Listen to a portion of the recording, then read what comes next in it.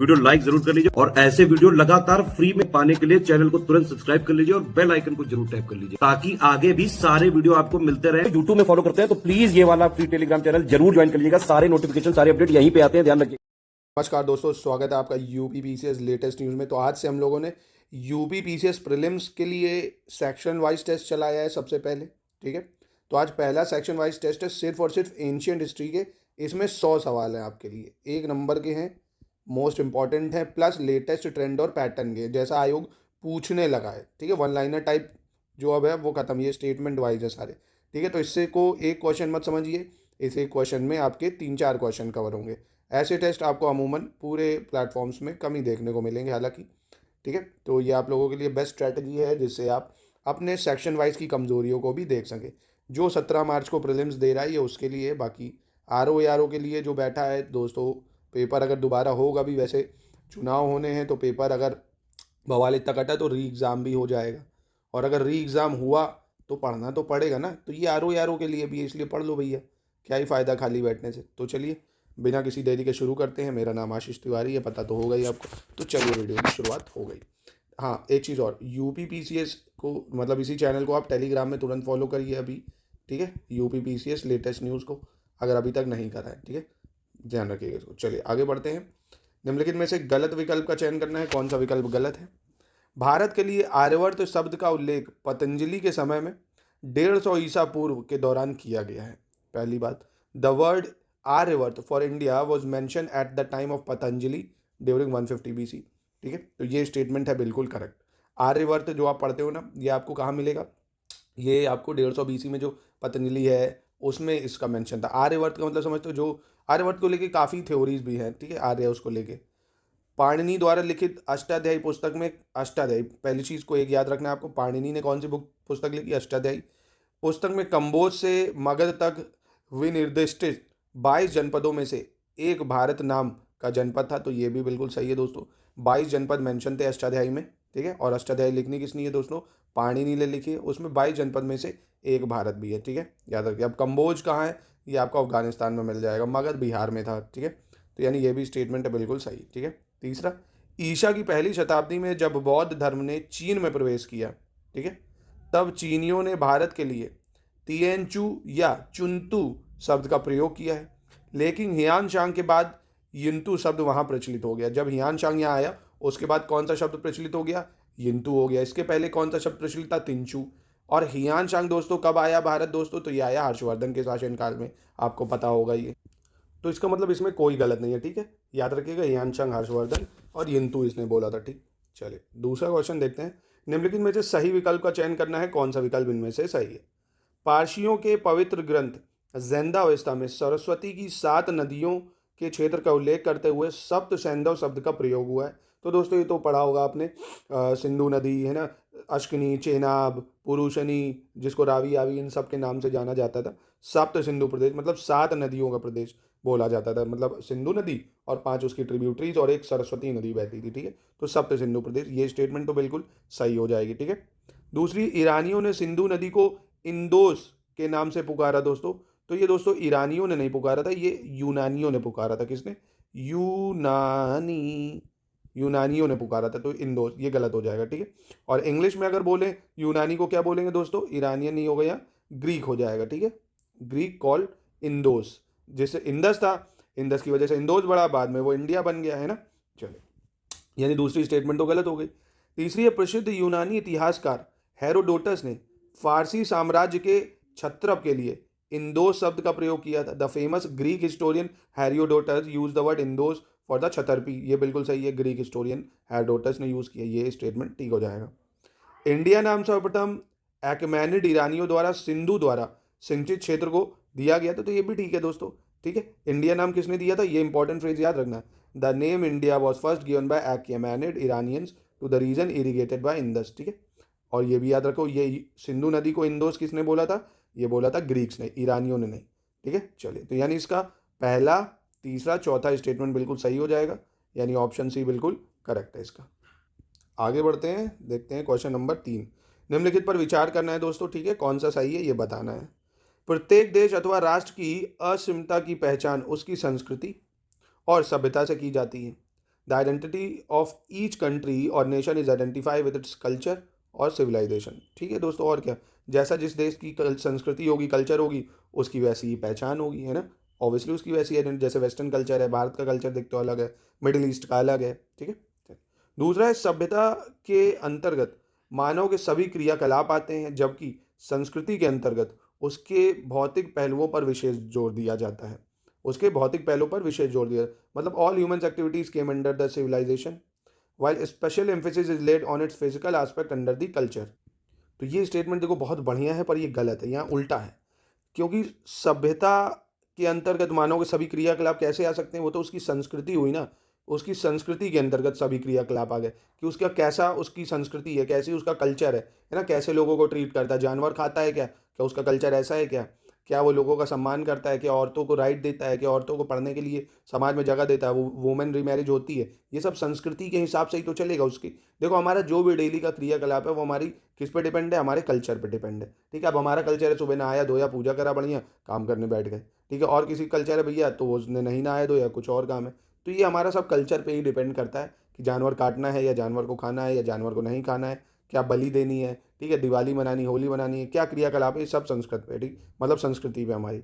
और सभ्यता के अंतर्गत हमारे भौतिक पहलुओं पर विशेष जोर दिया जाता है। सभ्यता समझ रहे हो, जो हमारी सिविलाइजेशन है वो किस पे जोर देती है, फिजिकल एस्पेक्ट पे।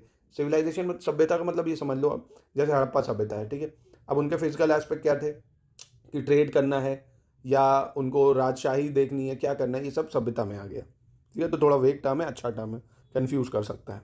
चलिए, तो यानी ये स्टेटमेंट तो हो गई गलत। तीसरा, इतिहास अतीत को जानने का साधन है।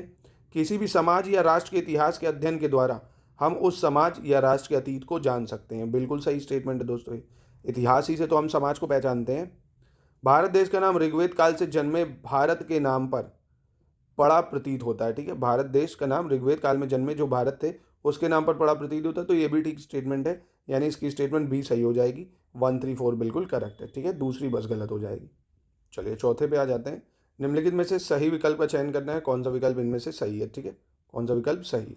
इतिहास लेखन का सबसे महत्वपूर्ण और विश्वसनीय स्रोत उत्कीर्ण लेख है। The most important and reliable source of history writing are engraved writing. बिल्कुल दोस्तों, उत्कीर्ण लेख का मतलब होता है, अब दीवारों पे लिख दो, देखो वो खत्म ही नहीं होगा। भीमबेटका देखो ना, अभी तक हमें उसके साक्ष्य मिलते हैं। जितने भी पिलर इंस्क्रिप्शंस थे, जो अभिलेख हैं हमको प्राप्त होते हैं, वो कहाँ है, मतलब लिखा गया है ना पत्थरों पे, तो वो हमें अभी तक मिल जाता है। ठीक है, तो ये तो ठीक है।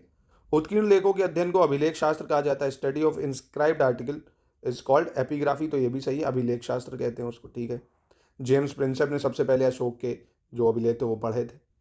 तीसरा कह रहे हैं लेखन की सबसे पुरानी प्रणाली हड़प्पा की मोहरों में पाई जाती है। ठीक है, ये बात बिल्कुल सही है। ओल्डेस्ट सिस्टम ऑफ राइटिंग हमें कहाँ मिलता है, हड़प्पन में मिलता है। ठीक है, हड़प्पन की जो सील्स थी उनमें मिलता है।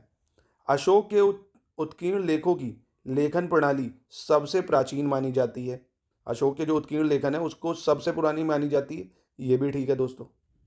ठीक है, तो इसको भी याद रखिएगा, ये भी एकदम सही हो जाएगा। अशोक के शिलालेख में ब्राह्मी, मगधी, अरमाइक और यूनानी लिपियों का प्रयोग मिलता है, ये गलत हो जाएगा दोस्तों। ठीक है, पांचवी स्टेटमेंट सही, यानी इसकी 4 स्टेटमेंट सही होंगी। क्यों, क्योंकि अशोक में ब्राह्मी, खरोष्टी, अरमाइक और यूनानी लिपियों का प्रयोग किया था। ठीक है, ब्राह्मी मगधी का नहीं करा था। ठीक है, पहली चीज़ तो ये याद रखो, ब्राह्मी मगधी का नहीं, यहाँ होना चाहिए था खरोष्टी। खरोष्टी स्क्रिप्ट का यूज़ करा गया था। बाकी अरमिक का करा, यूनानी का भी करा, बस मगधी का नहीं करा, यहाँ खरोष्टी होता तो सही हो जाता। और दोस्तों 3 और 4 आपको सेम लग रहा होगा, पर उसमें देखिए यही स्टेटमेंट का फेर है, स्टेटमेंट में यही दिक्कत हो जाती है। लेखन की अगर देखेगा सबसे पुरानी इस प्रणाली, क्योंकि हड़प्पन की स्क्रिप्ट को अभी तक तो पढ़ा ही नहीं जा सका है, तो वो इतनी ज़्यादा पुरानी है। और अशोक में जो अशोक के जो हमें उत्कीर्ण लेख मिले, इनग्रेव्ड लेख, जो अभिलेख मिले हैं दीवारों पर लिखे हुए, वो पढ़े जा चुके हैं। उनमें से सबसे प्राचीन अशोक के लेख कोई मानते हैं। समझ रहे हो मेरी बात। ओवरऑल जो, अब देखो हड़प्पन लोग अभिलेख नहीं लिखते थे, उनमें तो सील्स में जो राइटिंग लिखी है वो अभी तक नहीं पढ़ी गई है। हड़प्पन के टाइम अभिलेख नहीं लिखा जाता था, अशोक ने अभिलेख लिखे हैं, तो वो सबसे प्राचीन है। दोनों स्टेटमेंट में कन्फ्यूजन नहीं होनी है। ठीक है, चलिए 5वें में पूछ रहा निम्नलिखित में से कौन सी स्टेटमेंट गलत है, ये बताना है। ठीक है, रुद्र दमन का जूनागढ़ शिलालेख प्राकृत भाषा का सबसे पुराना उदाहरण है। तो दोस्तों रुद्र दमन का जो जूनागढ़ अभिलेख है वो संस्कृत भाषा का है। पहली चीज़ ये गलत हो जाएगा, यहाँ प्राकृत नहीं होना चाहिए था, यहाँ क्या होना चाहिए, संस्कृत भाषा होनी चाहिए। संस्कृत भाषा, संस्कृत भाषा का सबसे पुराना उदाहरण, तो ये स्टेटमेंट हो गई गलत। चलिए बी वाली देखते हैं। शिलालेखों से ज्ञात होता है कि ब्राह्मणों को कर मुक्ति भूमि जो प्रदान की जाती थी उसे अग्रहर कहलाती थी। ये स्टेटमेंट एकदम याद होनी चाहिए कि शिलालेखों से हमें ये मिलता है कि जो भी ब्राह्मणों को फ्री लैंड मिलती थी, कर भूमि, वो अग्रहर कहलाती थी, ठीक है। और भारत के सबसे पुराने सिक्के को, जो 5वीं या 6वीं शताब्दी के ईसा पूर्व के हैं, पंचमार्क अथवा आहत सिक्के कहते हैं। क्या बोलते हैं? पंचमार्क और आहत, ठीक है। कल्हण की राज तरंगिणी प्रथम वास्तविक ऐतिहासिक ग्रंथ मानी जाती है। इसमें उत्तर भारत के 12वीं शताब्दी तक के राजनीतिक इतिहास का वर्णन किया गया है, ठीक है। तो कल्हण ने क्या लिखी है? रजत तरंगिणी किसने लिखी? कल्हण ने लिखी है, ठीक है। याद रखिएगा इसको। चलिए छठे नंबर पे आ जाते हैं। छठे में भी पूछा इनमें से कौन सा स्टेटमेंट गलत है, ये बताना है कौन सा गलत है। भारत में पहली बार अंकित किए हुए सोने के सिक्कों को प्रचलन श्रेय इंडो ग्रीक या इंडो यवन शासकों को जाता है दोस्तों। तो देखिए ये बात बिल्कुल सही है। जो भारत में ये जो सिक्कों का प्रचलन हुआ है सोने का, ये कौन लाए थे? Indo Greeks. कौन लाए थे? इंडो ग्रीक्स लोग लाए थे, ठीक है। और क्रोनोलॉजी भी याद रखो, इंडो ग्रीक आते कब है? शुंग वंश के बाद आते हैं। शुंग वंश कब आता है? मौर्यों के बाद आता है, ठीक है। तो उसको भी याद रखना है आपको। कुषाणों ने सबसे पहले तांबे के सिक्के जारी किए थे दोस्तों। किसने? कुषाणों ने, कह रहा सबसे पहले सोने के मतलब तांबे के सिक्के जारी करे थे। तो ये सही है। आपको अगर गोल्ड के सिक्के पूछेगा कि सोने के सिक्के किसने चलाए थे, तो आपको याद रखना इंडो ग्रीक। किसने? Indo Greek. और कॉपर के अगर आपसे पूछ लेगा कॉपर के सिक्के किसने चलाए, तो आपको कुशानाज याद रखना है, ठीक है। कुशानाज। ये दो चीज़ें याद रखो, इंपॉर्टेंट है। स्कंदगुप्त के सिक्कों पर उन्हें वीणा बजाते हुए दर्शाया गया है। ये वाली स्टेटमेंट है गलत दोस्तों। समुद्रगुप्त के सिक्के यहाँ होना चाहिए। यहाँ क्या होना चाहिए? समुद्रगुप्त के सिक्कों में उसको वीणा बजाते दिखाया गया है। समुद्रगुप्त के सिक्कों पर उसे वीणा बजाते दर्शाया गया, याद रखिएगा आप। समुद्रगुप्त और कुमारगुप्त के सिक्कों से उनके अश्वमेध यज्ञ की जानकारी भी मिलती है। तो ये भी सही है दोस्तों। कॉइन से रिलेटेड बहुत अच्छे सवाल हैं ये, इनको अच्छे से याद रखिएगा। चलिए क्वेश्चन 7 पे पढ़ते हैं। फिर से कह रहा है निम्नलिखित में से गलत विकल्प का चयन करना है, कौन सा इसमें से गलत है ये बताना है। प्राचीन भारत का इतिहास लिखने का पहला प्रयास यूनानियों ने किया था। तो मतलब एंशियंट हिस्ट्री है, इसको लिखने का प्रयास किसने करा था? ग्रीक्स ने करा था। तो ये बिल्कुल सही हो जाएगा दोस्तों, ठीक है। पहली बार मतलब जो इतिहास लिखा गया ये किसके द्वारा लिखा गया था? ग्रीक्स द्वारा। अगर आपको पता हो कौन सा, जैसे मैं एग्जांपल आपसे पूछ लूँ तो आप कहोगे सर इंडिको, वो सॉरी इंडिको कह रहे हैं, मेगास्थनीज की जो इंडिका बुक है, मेगास्थनीज ने लिखी। तो प्राचीन भारत का इतिहास मेगास्थनीज ने, इंडिका, ये आप देख सकते हो। मेगास्थनीज ने इंडिका नामक पुस्तक लिखी, ठीक है, ये इसी नाम का है, मतलब यूनानी था ये। इतिहास लेखन का दूसरा चरण अल बरूनी के साथ शुरू होता है, ये भी सही है। पहला तो इसका होता है, दूसरा चरण जो इतिहास लिखने का होता है वो अल बरूनी चालू करता है दोस्तों। और आपको पता है अल बरूनी किसके साथ भारत आया था? मतलब ये महमूद गजनवी के साथ आया था ना भारत, महमूद गजनवी के साथ, ठीक है। इसको भी याद रखना पड़ेगा आपको। लास्ट स्टेटमेंट यानी यही गलत हुई जब गलत कह रहा है। प्रसिद्ध जर्मन विद्वान मैक्स मूलर ने वेदों का अनुवाद sacred books of the earth के रूप में किया था दोस्तों। तो प्रसिद्ध जर्मन विद्वान मैक्स मूलर ने वेदों का अनुवाद सैक्रेड बुक्स ऑफ ईस्ट के रूप में किया था। Sacred books of the earth नहीं, क्या बुक का नाम था? सैक्रेड बुक्स ऑफ ईस्ट, ठीक है। मतलब पूर्व की सबसे पवित्र किताब की बात कह सकते हैं। तो इसने बोला था सैक्रेड बुक्स ऑफ ईस्ट, ठीक है। ये याद रखिएगा। जर्मन विद्वान था मैक्स मूलर, इसने वेदों का अनुवाद करा सैक्रेड बुक्स ऑफ ईस्ट, और पूरी चीचा लेदर मचा दी। मतलब इतना ज़्यादा गंद उसमें घोल दिया। ये असली जो, अभी फिर मैं बोलूँगा तो आप लोग वो कहोगे, असली जो वेदास थे ना, उनमें छेड़छाड़ करी है ये अंग्रेजों ही ने, जो असली वेद। और फिर उसमें उन लोगों ने डाल दिया गलत चीज़ें, जिससे भारत समाज में फूट पड़ी। समझ लो। अब मान लो आपको न्यूटन का थर्ड लॉ नहीं पता, और मैं बोल दूँ यार न्यूटन का थर्ड लॉ व्हेन एवरी, मतलब कोई ऑब्जेक्ट अगर रेस्ट में है तो रेस्ट में रहेगा, मोशन में तो मोशन में रहेगा। If object is in rest remain in rest until unless external force is not applied. अब जिसको यार नहीं आती है हिंदी या इंग्लिश, तो वो तो यही समझेगा ना ये सही है। तो यही उसने करा। इसने क्या करा? संस्कृत की चीज़ों को इंग्लिश में कन्वर्ट कर दिया, और लोगों ने संस्कृत को पढ़ा नहीं। तो ये चीज़ें हुई, समझ सकते हो आप। चलो फिलहाल ये गलत है। यहाँ sacred books of east book किसने लिखी? मैक्स मूलर ने। वेदों का ट्रांसलेशन करा उसने, ठीक है। 8 पे आ जाते हैं। निम्नलिखित में से सही विकल्प का चयन करना है, कौन सा विकल्प सही है। चलिए कोई दिक्कत नहीं। कनिष्क के सिक्कों पर बौद्ध धर्म में उनकी आस्था का पता चलता है। कनिष्क के सिक्कों पर बौद्ध धर्म में उनकी आस्था का पता चलता है, ठीक है। ये इब्न बतूता ने तहकीक हिंद या किताब उल हिंद पुस्तक लिखी है। इब्न बतूता ने क्या लिखी है? तहकीक हिंद और किताब उल हिंद पुस्तक लिखी है। तो ये वाली स्टेटमेंट क्या सही है दोस्तों? ये हो गई आपकी गलत। यहाँ पे मोस्ट इंपॉर्टेंट है सेकंड स्टेटमेंट। तहकीक हिंद और किताब उल हिंद किसने लिखी दोस्तों? अल बरूनी ने। नाम याद रखना, अल बरूनी, अल बरूनी। अल बरूनी ने तहकीक हिंद और किताब उल हिंद लिखी, ठीक है। तो यानी ये स्टेटमेंट तो हो गई गलत। B.A. स्मिथ नामक एक ICS अधिकारी ने 1904 में अर्ली हिस्ट्री ऑफ इंडिया नामक पुस्तक लिखी है। तो अर्ली हिस्ट्री ऑफ इंडिया पुस्तक किसने लिखी है? B.A. स्मिथ वाली। ये तो ठीक हो जाएगी स्टेटमेंट। और दूसरी क्या है, चौथी, भारत में विलियम जोन्स द्वारा बंगाल में 1784 में एशियाटिक सोसाइटी की स्थापना की गई थी, ये भी ठीक है। यानी इसकी 3 स्टेटमेंट सही है, 1, 3, 4। दूसरी वाली गलत हो जाएगी दोस्तों। चलिए 9वें में कह रहा है फिर से वही, निम्नलिखित में से गलत विकल्प को चयन करना है, कौन सा गलत है, ठीक है। AC राय चौधरी, इन्होंने वो पुस्तक लिखी धर्मशास्त्र का इतिहास, तो ये पहली स्टेटमेंट तो हो गई गलत। क्यों? क्योंकि धर्मशास्त्र का इतिहास किसने लिखा ये समझ लो, इसको लिखा है PV काने ने, PV काने, ठीक है। PV काने ने लिखा है धर्मशास्त्र का इतिहास। धर्मशास्त्र का इतिहास किसने लिखा? PV काने। तो फिर बात आएगी AC राय चौधरी ने क्या लिखा है भैया, इन्होंने भी तो कुछ लिखा होगा। तो इन्होंने लिखा है political history of ancient India, political history of ancient India, ठीक है। Political history of ancient India किसने लिखी है? ये लिखी है आपकी AC राय चौधरी ने, ठीक है। तो ये स्टेटमेंट गलत दी। धर्मशास्त्र का इतिहास PV काने, बाकी ये सब सही है। RC Majumdar, history and culture of Indian people. निकंत Sastri, a history of ancient India. RK Mukherjee, fundamental unit of India, ठीक है। तो ये बाकी सही है, पहला गलत था। चलिए 10वें में कह रहा है गुप्तोत्तर काल के अभिलेखों में वर्णित ग्रामों के प्रकार के अनुसार सही चयन करें। मोस्ट इंपॉर्टेंट क्वेश्चन है दोस्तों। Select correct option with reference to villages mention in inscription of post Gupta period, ठीक है।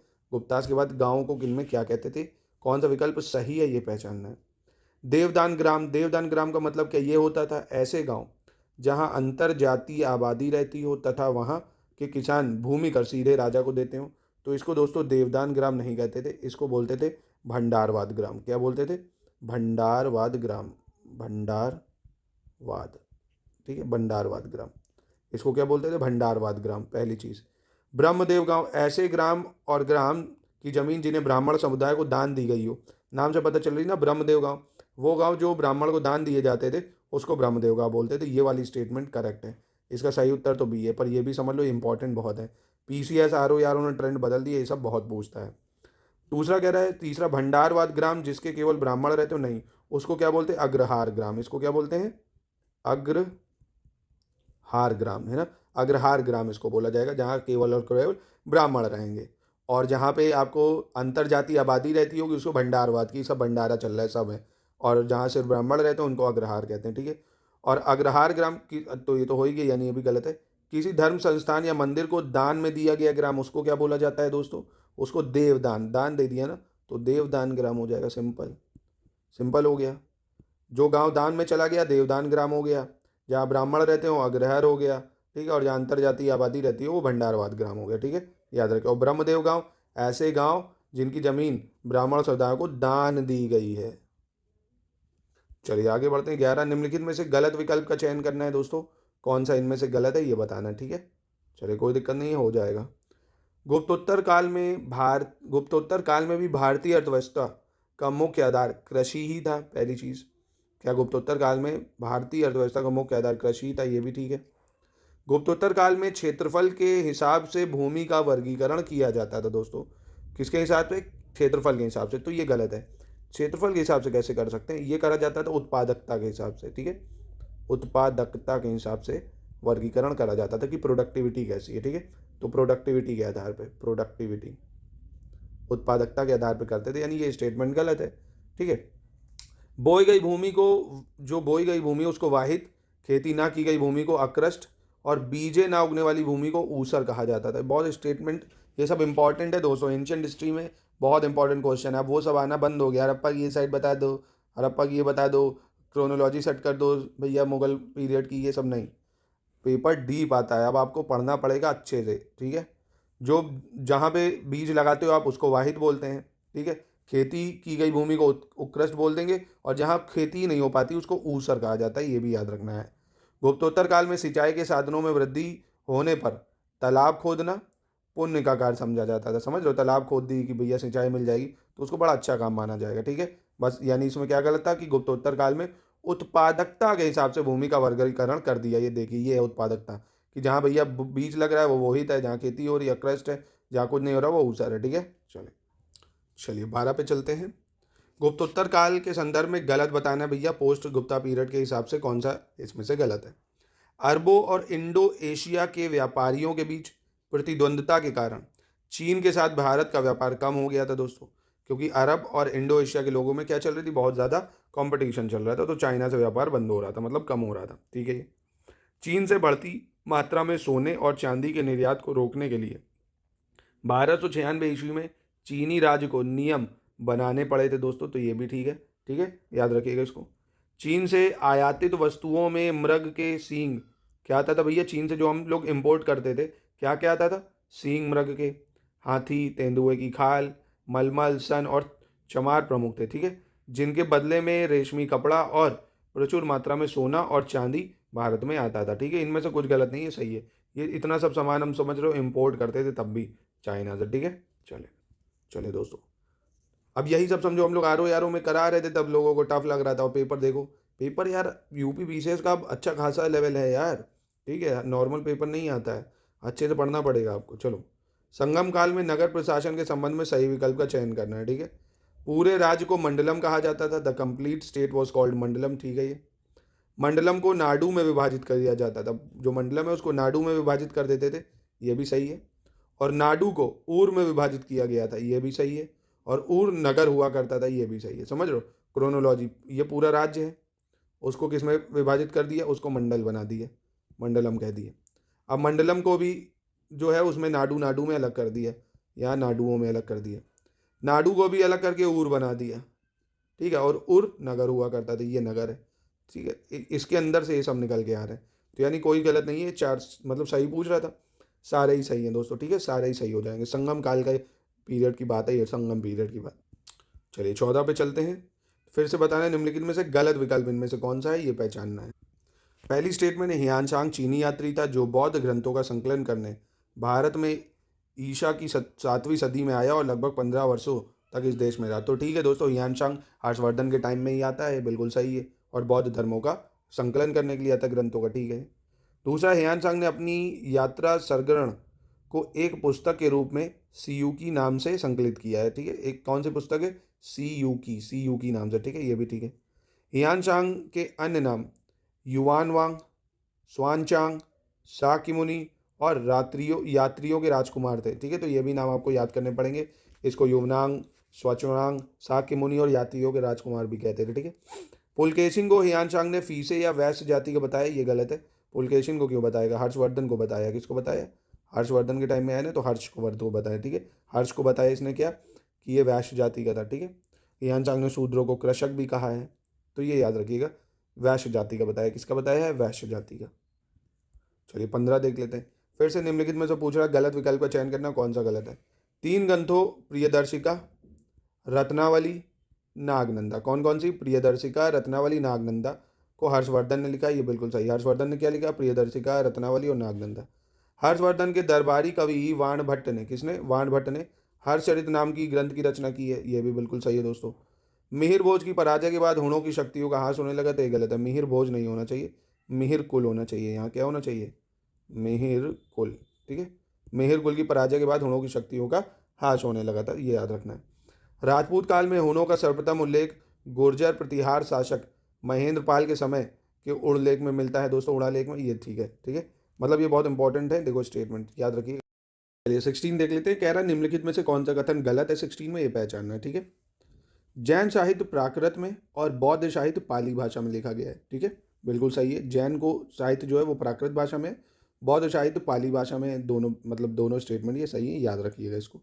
धर्मसूत्रों को प्राचीन भारतीय राज्य व्यवस्था और समाज के लिए संविधान एवं विधि पुस्तकों का नाम दिया जा सकता है। ठीक है, मतलब जो धर्मसूत्र हैं प्राचीन भारत की राज्य व्यवस्था के हिसाब से, वो संविधान एवं विधि पुस्तक ही तो थे एक तरह से, कि कैसे समाज में मतलब कैसे राजशाही चलेगी, राजा का क्या कर्तव्य होगा, ये सब तो बिल्कुल ठीक है। ये पाणिनि के अष्टाध्यायी में कुल 12 अध्याय हैं दोस्तों, तो ये वाली स्टेटमेंट आपकी गलत हो जाएगी, क्योंकि पाणिनि के अष्टाध्यायी में कुल 12 नहीं है, 8 अध्याय हैं। कितने हैं दोस्तों? 8 अध्याय हैं। कितने हैं? 8 अध्याय। ठीक है। चौथा, वैदिक सभ्यता में वेदों के अतिरिक्त ब्राह्मण, आरण्यक और उपनिषद भी शामिल है। कौन कौन है? ब्राह्मण, आरण्यक और उपनिषद। ठीक है, और इन्हें उत्तर वैदिक साहित्य कहा जाता है। क्या कहा जाता है? उत्तर वैदिक साहित्य, बिल्कुल ठीक है। निम्नलिखित में से गलत विकल्प का चयन करना है। 17 में कौन सा विकल्प गलत है, ये बताना है। पुराणों की संख्या 18 है। ठीक है दोस्तों, जैसे मत्स्य पुराण, विष्णु पुराण, ये सब 18 पुराण है। दूसरा, स्मृतियों में मनुस्मृति और विष्णु स्मृति सर्वाधिक प्राचीन व प्रसिद्ध हैं दोस्तों। तो दोस्तों मनुस्मृति तो ठीक है, विष्णु स्मृति ये गलत हो जाएगी, क्योंकि यहाँ पे आना चाहिए था याज्ञवल्क्य। ठीक है, फिर से लिख देता हूँ, ठीक है। तो याज्ञवल्क्य स्मृति है, कौन सा है, मनुस्मृति और याज्ञवल्क्य स्मृति जो है ये सबसे प्राचीन और प्रसिद्ध है। ठीक है, ये वाली गलत थी। बाकी मौर्यकालीन में कौटिल्य ने अर्थशास्त्र की रचना की थी जो 15 अध्यायों में विभाजित थी। ये सब बहुत स्टेटमेंट इंपॉर्टेंट है दोस्तों। कितना अध्यायों में विभाजित थी, 15। और पाणिनि में कितने थे, अष्टाध्यायी में 8। राजतंत्र से संबंधित जो अर्थशास्त्र है बिल्कुल सही है। चौथी स्टेटमेंट है विशाखा दत्त द्वारा लिखित नाटक मुद्रा राक्षस में समाज और संस्कृति की झलक दिखाई पड़ती है, तो ये भी बिल्कुल सही हो जाएगा। 18 में कह रहा है निम्नलिखित में से फिर से सही विकल्प की पहचान करनी है, कौन सा इनमें से सही है। ठीक है, कालिदास ने मालविकिग्नामित्रम, बिल्कुल सही है। कालिदास ने क्या लिखा है, मालविकिग्नामित्रम। वागपति गौड़वाहो, वागपति ने लिखा है गौड़वाहो, ये भी बिल्कुल ठीक है दोस्तों। विक्रमांक देव चरित्र, ये बिल्हण ने लिखा है, क्या लिखा, विक्रमांक देव चरित्र, बिल्हण ने, ये भी सही हो जाएगा। जयसिंह ने भोजप्रद, ये वाली स्टेटमेंट आपकी गलत हो जाएगी। क्यों, क्योंकि भोजप्रद को दोस्तों किसने लिखा है, भोजप्रद को लिखा है आपके बल्लाल देव, बाहुबली वाला बल्लाल देव ने। ठीक है, बल्लाल देव ने लिखा है भोजप्रद को, ये आपको याद रखना। बल्लाल देव ने क्या लिखा है, भोजप्रद। यानी स्टेटमेंट 1, 2, 3 बिल्कुल सही है। चलिए 19 पे चलते हैं। कह रहे निम्नलिखित में से गलत का चयन करना है, इनमें से कौन सा गलत है ये बताना है। संगम साहित्य में हमें दक्षिण के 3 राज्य चोल, चेर और पांड्या की संस्कृति की जानकारी मिलती है, तो ये ठीक है बिल्कुल। प्लिनी ने प्रथम शताब्दी में नेचुरल हिस्टोरिया नामक पुस्तक लिखी थी, ये इंपॉर्टेंट है। क्या, नेचुरल हिस्टोरिया नामक पुस्तक किसने लिखी थी, तो प्लिनी ने लिखी थी दोस्तों। ठीक है, प्लिनी ने। तीसरा है फाहियान चंद्रगुप्त विक्रमादित्य के दरबार में 375 से 415 ईस्वी के बीच में आया था, बिल्कुल सही है। फाहियान कब आया था दोस्तों, चंद्रगुप्त विक्रमादित्य के दरबार में आया था, याद रखना ये सब महत्वपूर्ण चीज़ें हैं। चौथा है एक चीनी बौद्ध भिक्षु शंग यून ने जैन ग्रंथों की खोज वर्ष 518 ईस्वी में उत्तर भारत के पश्चिमी भाग का दौरा किया था दोस्तों। तो ये दोस्तों गलत हो जाएगी स्टेटमेंट, क्योंकि जब लिखा ही हुआ है बौद्ध भिक्षु तो जैन ग्रंथों की खोज क्यों करेगा, इसने कौन से ग्रंथों की खोज की, बौद्ध ग्रंथों की। ठीक है, बौद्ध ग्रंथों की, याद रखना। चीनी बौद्ध भिक्षु शुंग यून, कौन है, शुंग यून। चले 20 पे चलते हैं। 20 में फिर से कह रहा है निम्नलिखित में से गलत विकल्प का चयन करना है, कौन सा विकल्प इसमें से गलत होगा। ठीक है, भारतीय प्रागैतिहास के उद्घाटन का श्रेय डॉक्टर प्रिमरोज को जाता है दोस्तों। भारतीय प्रागैतिहास के उद्घाटन का श्रेय डॉक्टर प्रिमरोज को जाता है, पहली स्टेटमेंट बिल्कुल सही हो जाएगा ये। भारत में पाषाण युगीन बस्तियों की खोज 1863 में जॉन इवांस द्वारा करी गई थी, तो ये वाली स्टेटमेंट हो जाएगी आपकी गलत, क्योंकि आपको पता होगा ये रॉबर्ट ब्रूसफूट ने की थी। किसने, रॉबर्ट ब्रूसफूट ने करी थी। रॉबर्ट ब्रूसफूट पता होगा, ये पल्लवरम करके है, वहाँ पे आपको पत्थरों की इनको साइट्स मिली थी कुछ, तो ये स्टेटमेंट हो जाएगी गलत। 1863 टाइम याद रखना। सर मॉर्टिमर व्हीलर ने भारत के समग्र प्रागैतिहासिक सांस्कृतिक अनुक्रम का ज्ञान करवाया था, ये ठीक है। 1950 में स्टुअर्ट पिगॉट ने प्री हिस्टोरिक इंडिया नामक पुस्तक लिखी थी, ये भी सही हो जाएगा। अब 21 में कह रहा है फिर से भाई सही विकल्प का चयन करना, कौन सा सही है। ठीक है, गया ताम्रपत्र में समुद्रगुप्त का उल्लेख किया गया है दोस्तों। जो गया ताम्रपत्र है उसमें समुद्रगुप्त का उल्लेख है, बिल्कुल ठीक है। शक क्षत्रप काल में सोने चांदी के सिक्कों का अनुपात 1:35 था, जो रेशियो था गोल्ड और सिल्वर कॉइन का शक क्षत्रपा पीरियड में, बिल्कुल सही है ये। 1:, कितना था, 35, ठीक। महिला शासक रुद्रमा देवी का संबंध काकत्या राजवंश से है, तो ये भी बिल्कुल सही है। रुद्रमा देवी किससे संबंधित है, काकत्या डायनेस्टी से या काकत्या राजवंश से। जौनपुर प्रस्तर अभिलेख का संबंध सर्ववर्मन से है, ये स्टेटमेंट यहाँ गलत है, यहाँ सर्ववर्मन से नहीं है। जौनपुर प्रस्तर अभिलेख का जो संबंध है ये ईश्वर वर्मन से है। ठीक है, ईश्वर वर्मन करके थे उनसे है। ठीक है, राजा भोज के कवि, कहाँ राजा भोज, कहाँ गंगू तेली। राजा भोज के कवि धनपाल ने बौद्ध धर्म अपना लिया, ये गलत है। ये बौद्ध धर्म नहीं, इन्होंने कौन सा धर्म अपना लिया था, जैन धर्म। कौन सा, जैन धर्म अपनाया था। ठीक है, तो यानी 1, 2, 3 स्टेटमेंट बिल्कुल सही हो जाएंगी, चौथी पांचवी गलत है। चलिए क्वेश्चन 22 देख लेते हैं। कह रहा है निम्नलिखित में से कौन सा गलत विकल्प है, ये चयन करना। ठीक है, पहला कह रहा है प्रबंध चिंतामणि नामक ग्रंथ में 11वीं शताब्दी के राजनीतिक और सांस्कृतिक जीवन का विवरण मिला है, तो ये दोस्तों 11वीं नहीं 14वीं शताब्दी का विवरण मिला। किसका, 14वीं शताब्दी का। ठीक है, दूसरा है उत्तर प्रदेश में बाराबंकी जिले के हरहा में पाया गया ईशान वर्मन का हरहा शिलालेख मौखरियों के सबसे पुराने और सबसे महत्वपूर्ण शिलालेखों में से एक है, यह ठीक है। पहला स्टेटमेंट ही सिर्फ गलत है अभी तक। वरामिहिर की पंच सिद्धांतिका यूनानी ज्योतिर्विद्या पर आधारित थी दोस्तों। चौथा कह रहे हैं लक्ष्मण संवत का प्रारंभ सेन वंश द्वारा किया गया था। लक्ष्मण एरा वो स्टार्टेड बाय सेना डायनेस्टी, तो ये भी ठीक है। ठीक है, लक्ष्मण संवत याद रखिएगा दोस्तों, सेना डायनेस्टी। ठीक है, चलिए फिर से 23 में पूछ रहा है गलत विकल्प बताना है दोस्तों, कौन सा इनमें से गलत है। चोल शासक राजेंद्र प्रथम को चोल गंगम नामक कृत्रिम झील बनवाने का श्रेय दिया जाता है? तो चोल गंगम लेक कभी आपसे पूछे किसने बनवाया था, तो चोल शासक राजेंद्र फर्स्ट ने बनवाया था। दूसरा, चालुक्य वंश में महिलाओं को प्रशासन में उच्च पद प्रदान किए जाते हैं दोस्तों। चालुक्य वंश में महिलाओं को उच्च पद प्रदान किए जाते हैं, ये भी ठीक है। पुलकेशिन द्वितीय के ऐहोल शिलालेख में संस्कृत कवि और नाटककार कालिदास का उल्लेख है, ये भी बिल्कुल सही हो जाएगा। चौथा, चेर साम्राज्य की जीवन रेखा वेंगी नदी थी दोस्तों, तो ये दोस्तों गलत हो जाएगा, यहाँ पे ये वाली लाइन गलत है। यहाँ चेरा की जगह बस पांड्या होना चाहिए था, ठीक है। कौन सा साम्राज्य? पांड्या साम्राज्य की जीवन रेखा वेंगी नदी थी, ठीक है। चेला चोरा पांड्या जो आपने पढ़ा, इसमें पांड्या साम्राज्य की जीवन रेखा वेंगिया नदी है, ठीक है। चलिए 24 में फिर से वही पूछा है, निम्नलिखित में से गलत विकल्प का चयन करना है दोस्तों, कौन सा विकल्प गलत है। कनिष्क के रबतक अभिलेख में कौशाम्बी, पाटलिपुत्र और चंपा का उल्लेख किया गया है। कौशाम्बी, पाटलिपुत्र और चंपा का उल्लेख किया गया, ठीक है। मौर्य के बाद दक्षिण भारत में सबसे प्रभावशाली राज्य सातवाहन वंश था, यह भी बिल्कुल सही हो जाएगा। सातवाहन वंश मौर्यास के बाद सबसे पावरफुल में आएगा। दूसरा, समुद्रगुप्त के प्रयाग प्रशस्ति वाले स्तंभ पर जहांगीर का शिलालेख मिलता है। जो समुद्रगुप्त का प्रयाग प्रशस्ति का इंस्क्रिप्शन है उस पर जहांगीर का शिलालेख मिलता है, ये भी ठीक है।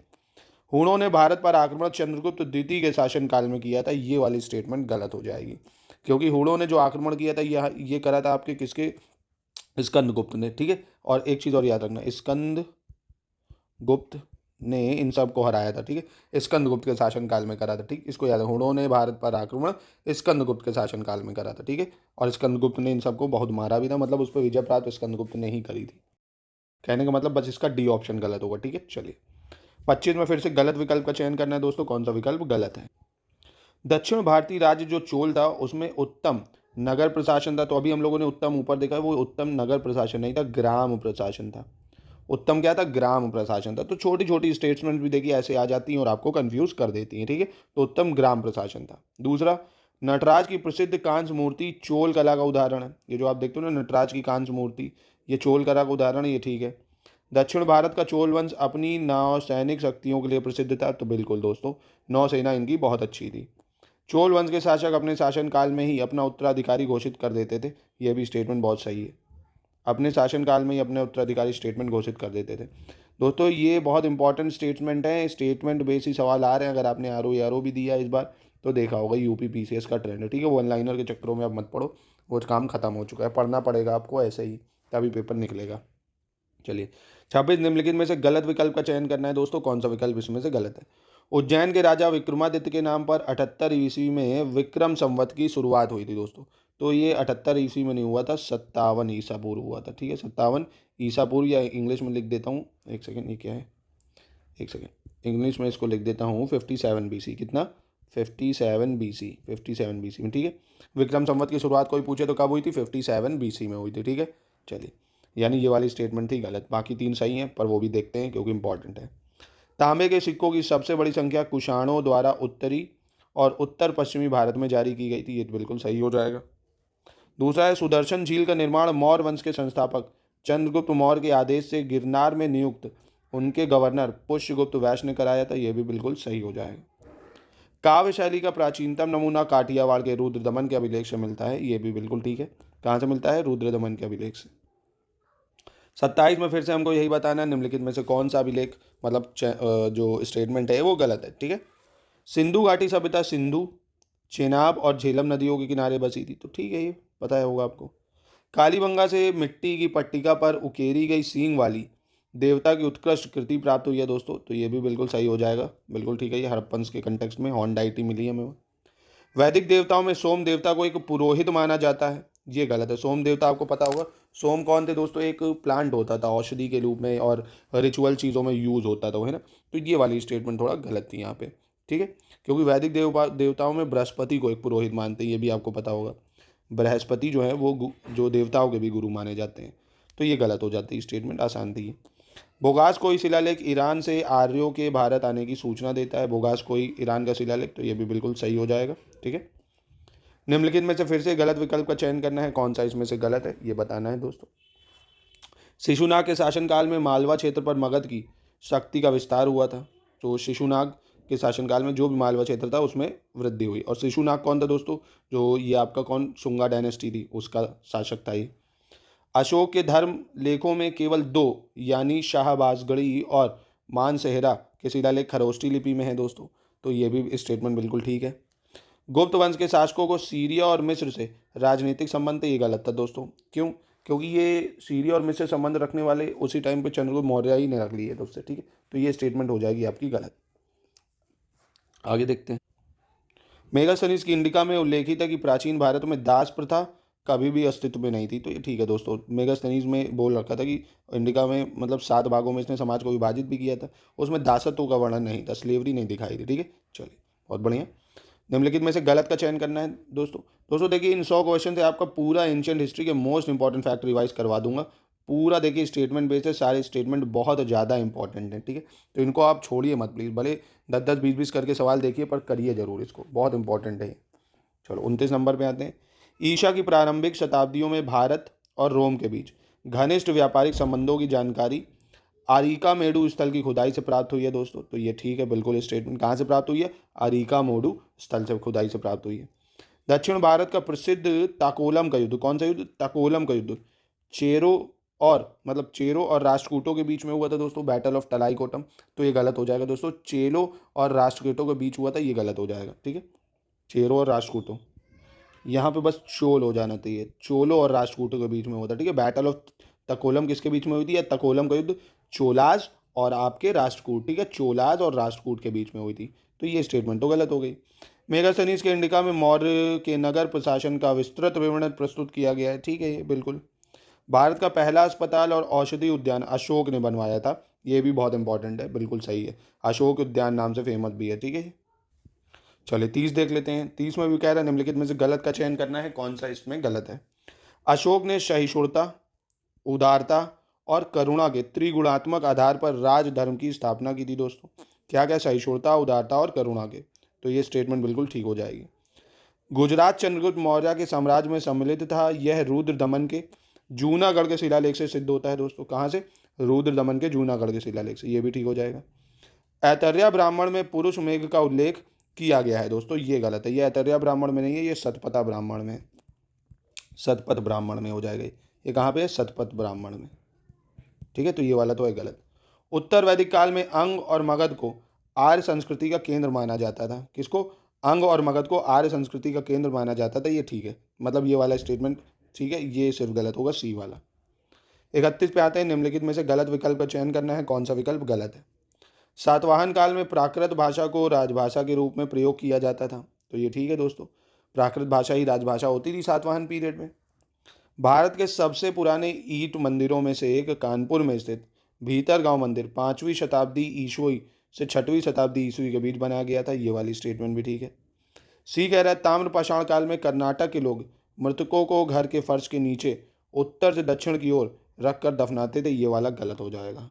बस यहाँ कर्नाटक की जगह महाराष्ट्र होना चाहिए था। क्या होना चाहिए था? महाराष्ट्र के लोग उत्तर से दक्षिण की दिशा में दफनाते थे, ठीक है। मतलब ऐसे नॉर्थ साउथ में कबर खोद देते थे इस तरह से, ठीक है। तो ताम्रपाषाण काल में महाराष्ट्र के लोग मृतकों को घर के फर्श के नीचे उत्तर दक्षिण दिशा में दफना देते थे। चोल शासकों ने मंदिरों की दीवारों पर अभिलेख उत्कीर्ण करने का चलन प्रारंभ किया, जिनमें उनकी विजयों के ऐतिहासिक विवरण दिए जाते थे, ये वाली भी बिल्कुल सही है। चलिए क्वेश्चन 32 देखते हैं। निम्नलिखित में से गलत विकल्प का चयन करना है, कौन सा गलत है, ठीक है।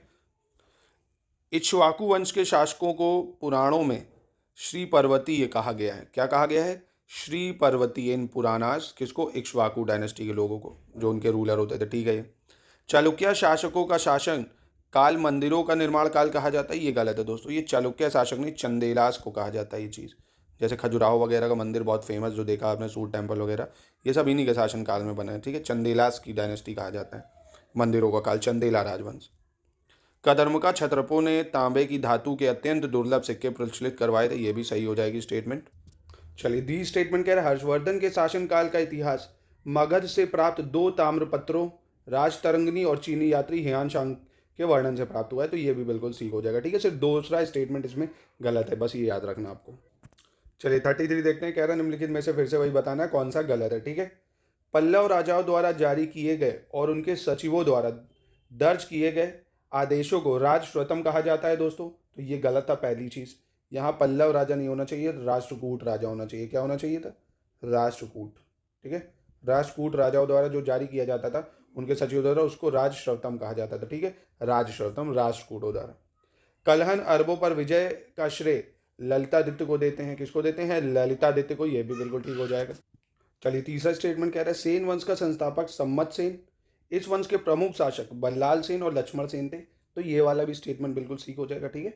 चौथा कह रहा है काकतीय राजवंश एक दक्षिण भारतीय राजवंश था जिसने 12वीं से 14वीं शताब्दी में शासन किया। ये भी ठीक हो जाएगा। ठीक है। तो यानी बस पहला स्टेटमेंट इसमें रॉन्ग है। ठीक है। चलो 34 देखते हैं। कह रहा है निम्नलिखित में से गलत विकल्प का चयन करना है, कौन सा विकल्प गलत है। 1915 में भारतीय पुरातत्व सर्वेक्षण ने नालंदा विश्वविद्यालय के जीर्णोद्धार के लिए खुदाई का काम अपने हाथ में लिया था। तो ये ठीक है दोस्तों। नालंदा के बारे में सबसे पहली जानकारी हैमिल्टन ने 1812 ईस्वी में दी थी। तो ये भी ठीक हो जाएगा। नालंदा महाविहार का अन्वेषण कार्य सर्वप्रथम जनरल कनिंगम ने 1862 में किया था। ये भी ठीक है। यानी इसमें से कोई स्टेटमेंट गलत नहीं होगा। ठीक है। तो इसको याद रखना है आपको। 35 नंबर देख लेते हैं। कह रहा है निम्नलिखित में से कौन सा गलत है, ये बताना है आपको। ठीक। संस्कृत काव्य सेतुबंध ग्रंथ, संस्कृत काव्य सेतुबंध ग्रंथ का लेखक प्रवरसेन द्वितीय को माना जाता है। तो ये बिल्कुल ठीक है। कौन है? प्रवरसेन द्वितीय। इस ग्रंथ में राम की लंका विजय का भी विवरण है। राम की लंका विजय इसमें दिखाई गई है, समझिए आप। और साशनियन वंश की स्थापना ईरान में पहली शताब्दी में हुई थी। ये गलत है। ये पहली नहीं, तीसरी शताब्दी में हुई थी दोस्तों। ठीक है। तीसरी शताब्दी में। राजतरंगिणी 1148 से 1150 ईस्वी के बीच महाभारत शैली में कलहण द्वारा लिखित एक महत्वपूर्ण ग्रंथ है। ये ठीक है। जिसमें कश्मीर के हिंदू राजवंशों का इतिहास है। ठीक है। छठी शताब्दी के महान आयुर्वेदाचार्य वाघ भट्ट की प्रसिद्ध रचनाएं अष्टांग संग्रह और अष्टांग हृदय है। ये भी बिल्कुल ठीक हो जाएगा। ठीक है। यानी इसमें सिर्फ आपकी दूसरी स्टेटमेंट रॉन्ग है। चलिए 36 कह रहा है निम्नलिखित में से फिर से वही गलत विकल्प पहचानना है। चॉपर चॉपिंग पेबल संस्कृति के उपकरण में सबसे पहले सिंध की सोहन नदी घाटी में प्राप्त हुए थे, इसलिए इसे सोहन संस्कृति भी कहा जाता है दोस्तों। तो ये जो चॉपर चॉपिंग पेबल संस्कृति के उपकरण, ये हमें सिंध के नहीं, पंजाब, कौन सा पंजाब? वो भी जो पाकिस्तान में। ठीक है। पंजाब के पाकिस्तान के सोहन नदी से प्राप्त हुए, इसलिए इसको सोहन संस्कृति कहा जाता है। ठीक है। दूसरा आता है हैंड एक्स संस्कृति के उपकरण सबसे पहले मद्रास के निकट वदा मदुरई और अतिरम पक्कम से प्राप्त हुए। वदा मदुरई और अतिरम पक्कम बिल्कुल ठीक है। मध्य प्रदेश में भीमबेटका गुफा में मानव आवास स्थल पाए जाते हैं। यहाँ लगभग 600 प्राचीन गुफाएं और शैलाश्रय खोजे गए हैं। ये भी ठीक है, बिल्कुल ठीक है। सबसे पहले 1863 में रॉबर्ट ब्रुसफुट को पहला हैंड एक्स उपकरण मद्रास के पास पल्लवरम नामक स्थान से मिला था दोस्तों। कहाँ से मिला है? पल्लवरम से मिला है। ये भी बिल्कुल ठीक है। ठीक। चलिए 37 देख लेते हैं। निम्नलिखित में से सही विकल्प का चयन करना है, कौन सा विकल्प सही है। ठीक है। पूरा पाषाण काल के मनुष्यों को कृषि का ज्ञान नहीं था दोस्तों। तो बिल्कुल ये सही है, क्योंकि कृषि का ज्ञान आएगा नवपाषाण काल में, नियोलिथिक पीरियड। ठीक है। पूरा पाषाण काल का मनुष्य आखेटक एवं भोजन संग्रहकता, खाद्य संग्रहकता। ये भी बिल्कुल ठीक है। हंटिंग और गैदरिंग पर ही डिपेंड था। ये भी ठीक है। पशुपालन की शुरुआत पूरा पाषाण काल में हो जाती है। ये गलत है। ये होती है आपकी मीजोलिथिक पीरियड में। ठीक है। मध्य पाषाण काल में। पूरा पाषाण काल के मनुष्य को अग्नि का ज्ञान हो गया था दोस्तों। तो ये ठीक है, इनको अग्नि का ज्ञान हो गया था। पूरा पाषाण काल का मनुष्य कच्चा मांस खाता था। ये भी ठीक है। यानी इसमें 1, 2, 4, 5 स्टेटमेंट आपकी सही हो जाएगी। ऑप्शन सी इसका बिल्कुल ठीक हो जाएगा। 38 नंबर पे आ जाते हैं। 38 क्या कह रहा है? मध्य पूरा पाषाण काल के संबंध में गलत विकल्प को चुनना है दोस्तों। मध्य पूरा पाषाण काल में कौन सा स्टेटमेंट गलत है? फलकों की अधिकता के कारण इस काल को फलक संस्कृति की संज्ञा दी जाती है। किसकी? फलकों की।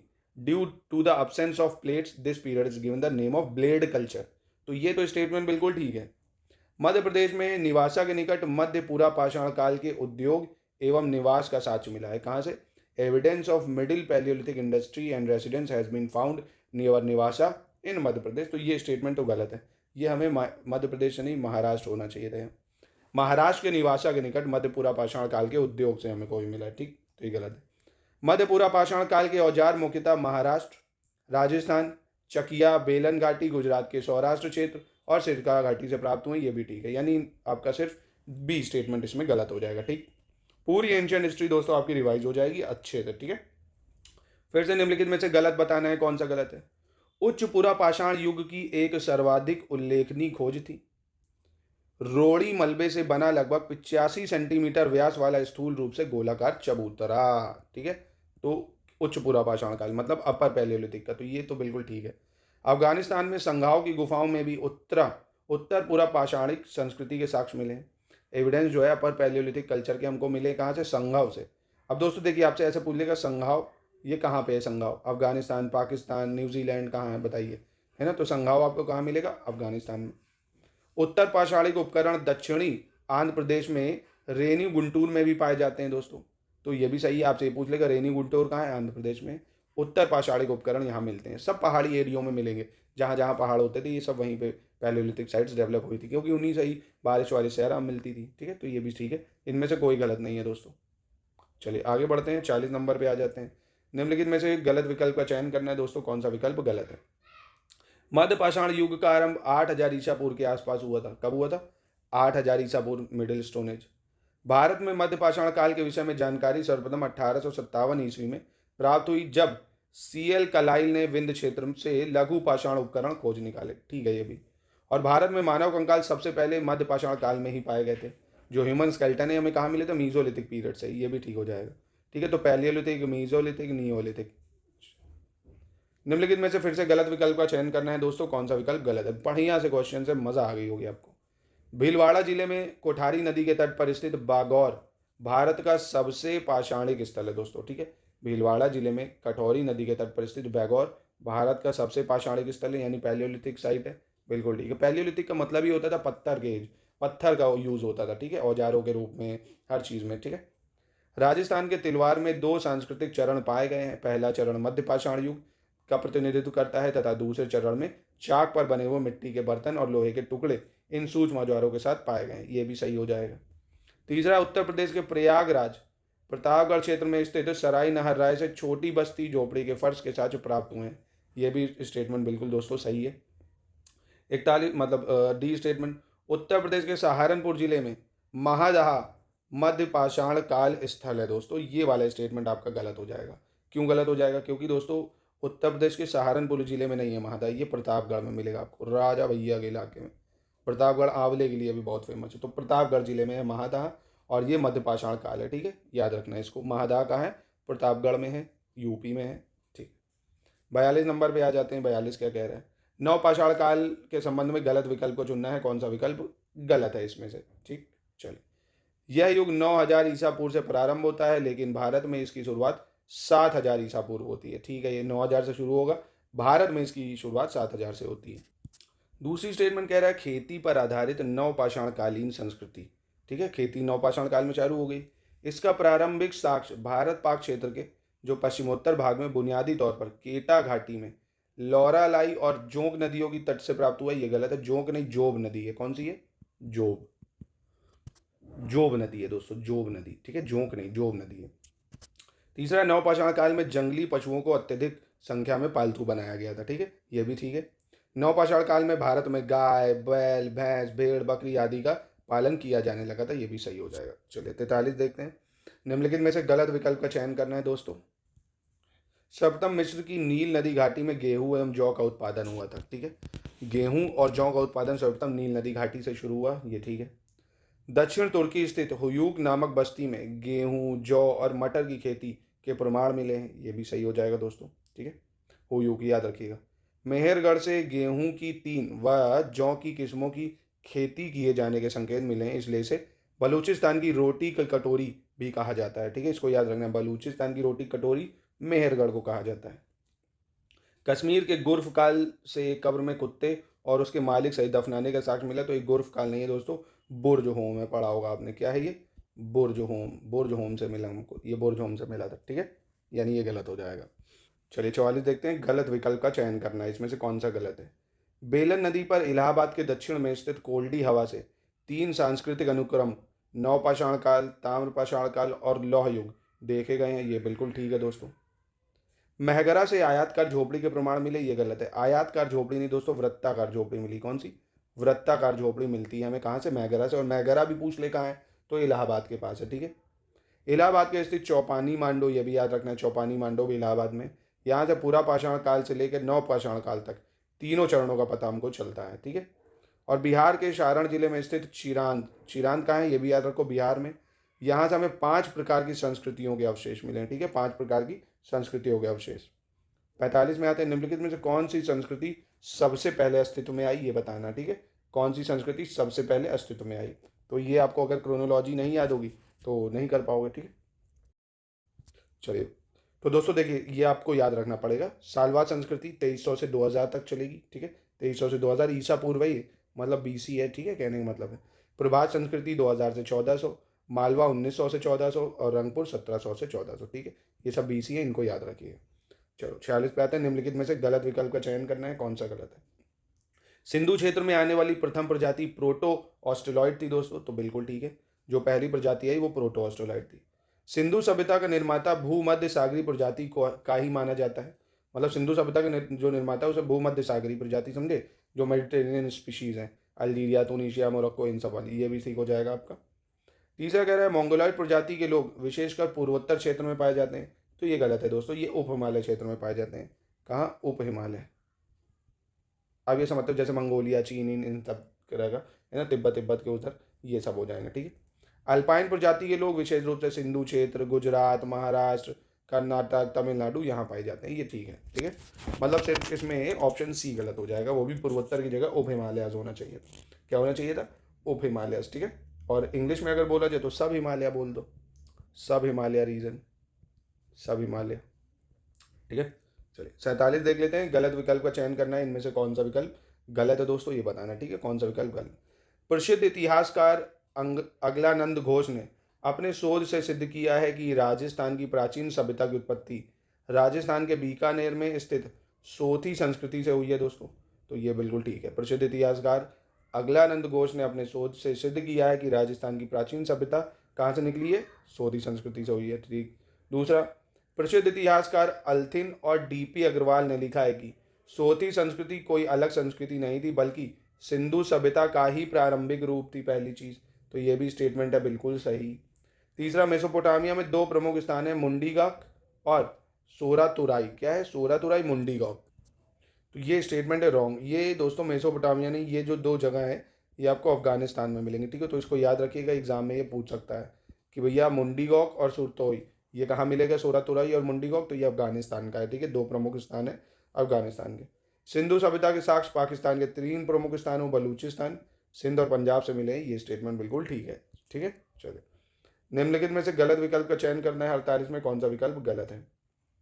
ठीक, चलिए Wheeler, Gordon Childe, Mac Piggott आदि विद्वानों ने सिंधु सभ्यता के पतन का कारण आर्यों का आक्रमण माना है, तो ये वाली स्टेटमेंट है बिल्कुल सही। दूसरा है R.L. स्टाइन और अमलानंद घोष आदि विद्वानों ने सिंधु सभ्यता के पतन का कारण जलवायु परिवर्तन को माना है, ये भी ठीक है। दयाराम साहनी, R.S. टाइक्स, जॉर्ज F. डेल्स और S.T. लैम्बिंग ने सिंधु सभ्यता के पतन का कारण भूतात्विक परिवर्तनों को माना है, ये भी बिल्कुल ठीक है। अमेरिकी इतिहासकार के कोनेडी का विचार है कि मलेरिया जैसी किसी महामारी से सैंधव सभ्यता की जनसंख्या नष्ट हो गई थी, तो ये अलग है, पर यह भी ठीक ही माना गया है। ठीक है, मतलब इनमें से कोई गलती नहीं, इन्होंने ये बोला है, सबकी ये स्टेटमेंट्स रही हैं हड़प्पन सभ्यता की एक्सटिंक्शंस को लेकर। ठीक है, इनमें कोई गलत नहीं है। चलिए 49 देख लेते हैं। निम्नलिखित में से सही विकल्प का चयन करना है, कौन सा सही है। हड़प्पा सभ्यता की पहली खगोलीय वेधशाला कोट डिजी नामक प्राचीन स्थल से मिली है। पहली खगोलीय वेधशाला कहाँ से मिली है हमें?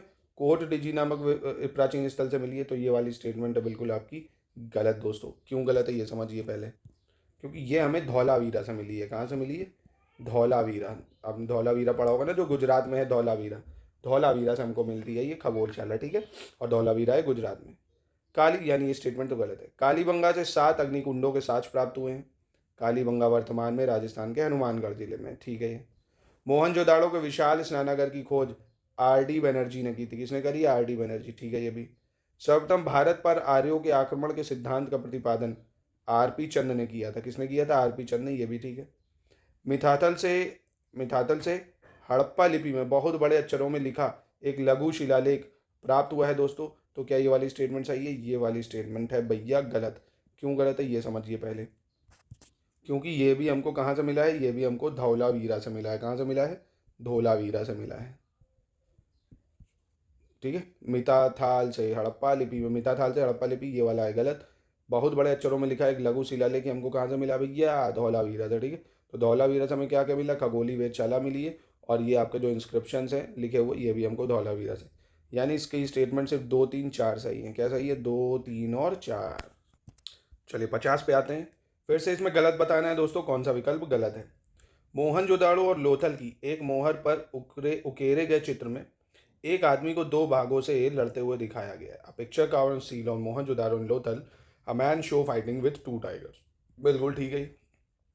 अंबारी से हड़प्पा स्तर की पकी हुई मिट्टी के तराजू प्राप्त हुए हैं दोस्तों। तो पकी हुई मिट्टी के तराजू ये हड़प्पा में अंबारी से नहीं प्राप्त हुए हैं, कालीबंगन से प्राप्त हुए हैं।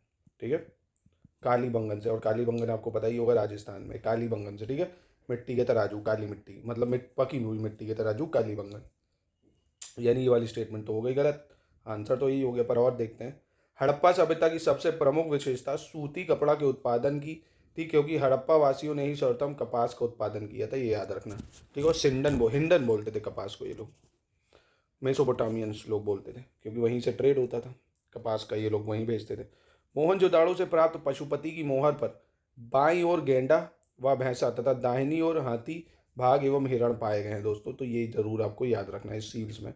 ठीक है, बाईं ओर गेंडा, भैंसा, दाहिनी, ये सब आपको याद करना पड़ेगा। चलिए भैया 50 हो गए, 51 पे देखते हैं। ठीक है, 51 नंबर सही बताना है इनमें से कौन सा है। ऋग्वेद का पहला और 10वां मंडल नवीनतम है। ठीक है, ऋग्वेद का पहला और 10वां मंडल कैसा है, नवीनतम। वैदिक संस्कृति में बाल विवाह एवं पर्दा प्रथा का प्रचलन नहीं था। बाल विवाह और पर्दा प्रथा नहीं थी, ये ठीक है। वैदिक काल में आजीवन अविवाहित रहने वाली महिलाओं को अमाजू कहा जाता था। क्या बोलते थे, जो आजीवन शादी नहीं करते थे, अमाजू कहते थे। ठीक है, ये ऋग्वेद का दूसरा एवं 7वां मंडल सबसे पुराना है। दूसरा एवं 7वां सबसे पुराना है, ये भी सही है। सामवेद में सर्वप्रथम 7 स्वरों की जानकारी प्राप्त होती है। कितने, 7 स्वरों की सामवेद में, ये भी सही है। यानी इनमें से सारे सही है, कोई गलत नहीं है। 52 देखते हैं।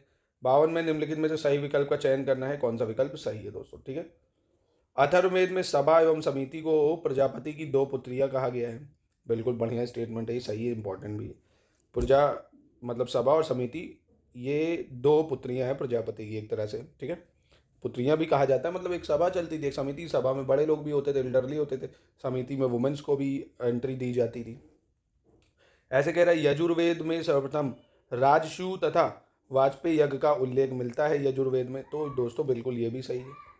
तीसरा कह रहा है ऋग्वेद में पुरुष देवताओं की प्रधानता है तथा इंद्र का वर्णन सर्वाधिक 200 बार हुआ है। तो ये भी बिल्कुल ठीक है। ठीक है, चलिए 53 देखते हैं। निम्नलिखित में से सही विकल्प का चयन करना है। ठीक है, कौन सा सही है। ये नदियां हैं जो पुरानी और उनके आधुनिक नाम, जैसे अश्किनी। अश्किनी को अगर आपको पता हो, चेनाब को बोलते थे अश्किनी। ठीक है, जो चेनाब है उसको बोलते हैं। विपाशा दोस्तों, विपाशा ब्यास नदी को बोलते हैं। किसको, ब्यास नदी को बोलते थे। पुरुषनी, ये बिल्कुल सही है, ये रावी नदी को ही बोला जाता था। ठीक है, वितत्सा दोस्तों, ये आपको किसको बोलते हैं, वितत्सा बोलते थे झेलम को। किसको बोलते हैं, झेलम को। ठीक है, झेलम हो जाएगा। यानी इसमें से सिर्फ आपका ये मैच कर रहा था, सी वाला। चलिए 54 देख लेते हैं। कह रहा बौद्ध संघ के पदाधिकारियों के संबंध में गलत का चयन करना है। ठीक है, कौन सा इनमें से गलत है ये बताना है। आर्मिक, निर्माण एवं वास्तुकला से संबंधित अधिकारी, तो ये तो हो गया गलत, क्योंकि निर्माण एवं वास्तुकला से संबंधित अधिकारी को नवकंभिक बोलते थे। नवकंभिक, क्या बोलते थे, नवकंभिक बोला जाता था इनको। क्या बोला जाता था, नवकंभिक। माफ कीजिए। अब आर्मिक पूछेगा दोस्तों, आर्मिक क्या है। अच्छा, आर्मिक क्या होते थे, तो ये जो मनोरंजन होता था ना राज्यों में, मनोरंजन एवं विश्राम से संबंधित अधिकारी, मनोरंजन एवं विश्राम से संबंधित अधिकारियों को आर्मिक बोला जाता था। और निर्माण एवं वास्तुकला से जो संबंधित था उसको नवकंभिक। बाकी नेक्स्ट देखते हैं। भांडागारिक, ये खाने पीने की व्यवस्था से संबंधित अधिकारी था। कप्पीकारक, माल की बिक्री और खरीद से संबंधित अधिकारी। चीवार, वस्त्रागार करने का अधिकारी। तो दोस्तों ये सब नोट कर लो, इंपॉर्टेंट है ये सब बौद्ध धर्म में, ये आपको एनसीईआरटी में जल्दी मिलेगा नहीं। ठीक है, तो इंपॉर्टेंट है और ये सब एग्जाम में आपसे पूछ लेता है, तब मुंह बत्ती की तरह खुला का खुला रह जाता है। चलो 55 देखते हैं। निम्नलिखित में से सही विकल्प का चयन करना है, कौन सा विकल्प सही है दोस्तों ये बताना है। ठीक है, प्रथम बौद्ध संगीति, द्वितीय बौद्ध संगीति, तृतीय बौद्ध संगीति। इसकी मैंने बहुत आसानी से आपको एक ट्रिक बताई थी, RVPK, राजगीर, वैशाली, पाटलिपुत्र और कश्मीर। और रूलर भी बताया था, AK, मतलब अजात शत्रु, कालाशोक, अशोक, कनिष्क। ठीक है, तो अब मतलब मिला लो इसको, आराम से हो जाएगा। कौन सा विकल्प सही है इनमें से बताना है दोस्तों। तो देखिए, प्रथम बौद्ध संगीति हर्यक वंश के शासनकाल में हुई थी, अजात शत्रु के शासनकाल में। ठीक है, दूसरी जो थी दोस्तों वो हुई थी किसके, कालाशोक के शासनकाल में, जो शिशुनाग राजवंश था। तो बिल्कुल ये भी सही हो जाएगी दूसरी वाली। तृतीय बौद्ध संगीति कुषाण में नहीं हुई थी, ये हुई थी दोस्तों अशोक के शासनकाल में, यानी मौर्य पीरियड में हुई थी। ठीक है, तो ये तो हो गया गलत। चतुर्थ बौद्ध संगीति भी हो गई गलत, ये कनिष्क के टाइम में हुई थी, कुषाण वंश में। ठीक है, मतलब ये उल्टा ऊपर नीचे था। सिर्फ इसका ऑप्शन 1 और 2 बिल्कुल सही हो जाएगा। चलिए 56 देख लेते हैं। निम्नलिखित में से गलत विकल्प का चयन करना है दोस्तों, कौन सा गलत है। उत्खननों के आधार पर पता चला है कि प्राचीन श्रावस्ती का नगर विन्यास अर्धचंद्राकार था। उत्खननों के आधार पर पता चला है कि प्राचीन श्रावस्ती का नगर विन्यास जो था अर्धचंद्राकार था। ठीक है। ये चंपा बुद्ध काल का सबसे बड़ा तथा शक्तिशाली गणराज्य था। तो दोस्तों चंपा नहीं, वैशाली होता चाहिए था। यहाँ क्या था? वैशाली जो था बुद्ध काल का सबसे बड़ा था। वैशाली बुद्ध काल का सबसे बड़ा तथा शक्तिशाली गणराज्य कौन था? वैशाली। पुराणों के अनुसार मगध पर शासन करने वाला पहला राजवंश बृहद्रथ था। ये ठीक है। और बौद्ध ग्रंथों के अनुसार मगध का प्रथम प्रतापी शासक बिंबिसार था। ये भी सही है। और ये हर्यक वंश का है। ठीक है, तो ये भी बिल्कुल सही हो जाएगा। चलिए 57 कह रहा फिर से वही गलत को विकल्प को पहचानना है। दीर्घ निकाय के अनुसार चंपा नगर के निर्माण की योजना वास्तुकार महागोविंद ने की थी। दोस्तों बिल्कुल सही है। किसने की थी? वास्तुकार महागोविंद ने। वैशाली के लिच्छवियों ने विश्व का पहला गणतंत्र स्थापित किया था। ये भी सही है। जो वैशाली के लिच्छवी थे इन्होंने विश्व का पहला गणतंत्र स्थापित किया था। सुत्त निपात में गांधार राज्य को मगधपुरम कहा गया है। तो ये दोस्तों गांधार राज्य को नहीं, वैशाली को कहा गया मगधपुरम। किसको? वैशाली को मगधपुरम कहा गया है सुत्त निपात में। ठीक है, वैशाली को 16 महाजनपदों में से 8 वर्तमान में उत्तर प्रदेश में स्थित है। ये तो पता ही है आपको, बिल्कुल सही। ठीक है, चलिए 58 में इसको कालानुक्रम में व्यवस्थित करना है दोस्तों कि याज्ञवल्क्य की स्मृति, नारद स्मृति, पराशर स्मृति और बृहस्पति स्मृति। तो दोस्तों ये क्रोनोलॉजी आपको याद रखनी पड़ेगी। याज्ञवल्क्य स्मृति का टाइम पीरियड 100 ईसा पूर्व से 300 ईस्वी, नारद स्मृति 300 ईसा पूर्व से 400 ईस्वी, पराशर 300 से 500 और बृहस्पति 300 ईसा पूर्व से 500 ईसा पूर्व। ठीक है, तो इसके हिसाब से सही क्रोनोलॉजी हो गई 4 3 2 1। ठीक है, 4 3 2 1 याद रखिएगा इसको। चलिए 59 में कह रहा है ब्रह्मसूत्र में 8 प्रकार के विवाहों का वर्णन है। इससे संबंधित कौन सा विकल्प सही है ये पहचानना है दोस्तों। ठीक है, तो सबसे पहले कह रहा है असुर विवाह। असुर विवाह जो है इसमें कन्या का पिता वर को कन्या का मूल्य देकर अपनी कन्या को उसे बेच देता है। दोस्तों मतलब कन्या का जो पिता होता है लड़के को क्या करता है? अपनी बेटी का पैसा दे के, मूल्य देकर उसको बेच देता है एक तरह से। उस ठीक है, मूल्य ले लिया भैया कि 10 लाख रुपए चाहिए, ले लिया। उल्टा दहेज नहीं दे रहा है, लड़की का मूल्य ले रहा है और उसको अपनी कन्या दे रहा है। तो इसको असुर विवाह कहा जाता है दोस्तों। तो ये तो बिल्कुल सही है। पिशाच विवाह क्या होता है दोस्तों? पहली बार सुन रहा हूँ, हमको लग रहा है। पिशाच विवाह क्या होता है? जबरदस्ती और बलात्कार आदि करके किया गया विवाह जो होता है। जैसे ये जो जबरदस्ती और बलात्कार आदि करके किया जाता है ना, उसको पिशाच विवाह कहते हैं। और प्रेम विवाह कहा जाता है गंधर्व विवाह को। गंधर्व विवाह को क्या कहते हैं? प्रेम विवाह कहा जाता है। ठीक है, और राक्षस विवाह पता चल गया होगा, इसे अपहरण विवाह भी कहा जाता है। राक्षस विवाह क्या होता है? अपहरण विवाह। ठीक है, तो ये विवाह के प्रकार हैं, है ना, ब्रह्मसूत्र के हिसाब से। तो इसको याद रखने पड़ेंगे आपको। 60 में निम्नलिखित में से सही विकल्प का चयन करना है। कौन सा विकल्प सही है ये बताना। ठीक है, मध्य पाषाणकालीन स्थल दमदमा से एक ही कब्र से 3 मानव कंकाल प्राप्त हुए हैं। ठीक है, दमदमा से एक ही कब्र से 3 मानव कंकाल प्राप्त हुए हैं। ये ठीक है। चौपानी मांडो से जंगली चावल के प्रमाण प्राप्त किए गए हैं। चौपानी मांडो से जंगली चावल के प्रमाण मिले हैं। ये भी सही है। विंध्य क्षेत्र की लेखैया शिलाश्रय से सर्वाधिक मानव कंकाल प्राप्त किए गए हैं। ये भी बिल्कुल ठीक है। चौथी स्टेटमेंट कह रहा है मानव द्वारा सबसे पहले उपयोग में लाई जाने वाली धातु तांबा थी। तो ये भी बिल्कुल सही हो जाएगी। आयरन नहीं थी, कॉपर सबसे पहली थी। चलिए 61 नंबर देख लेते हैं। 61 कह रहा है सिकंदर ने संपूर्ण विजय क्षेत्र को 4 प्रशासनिक प्रांतों में बांटा था।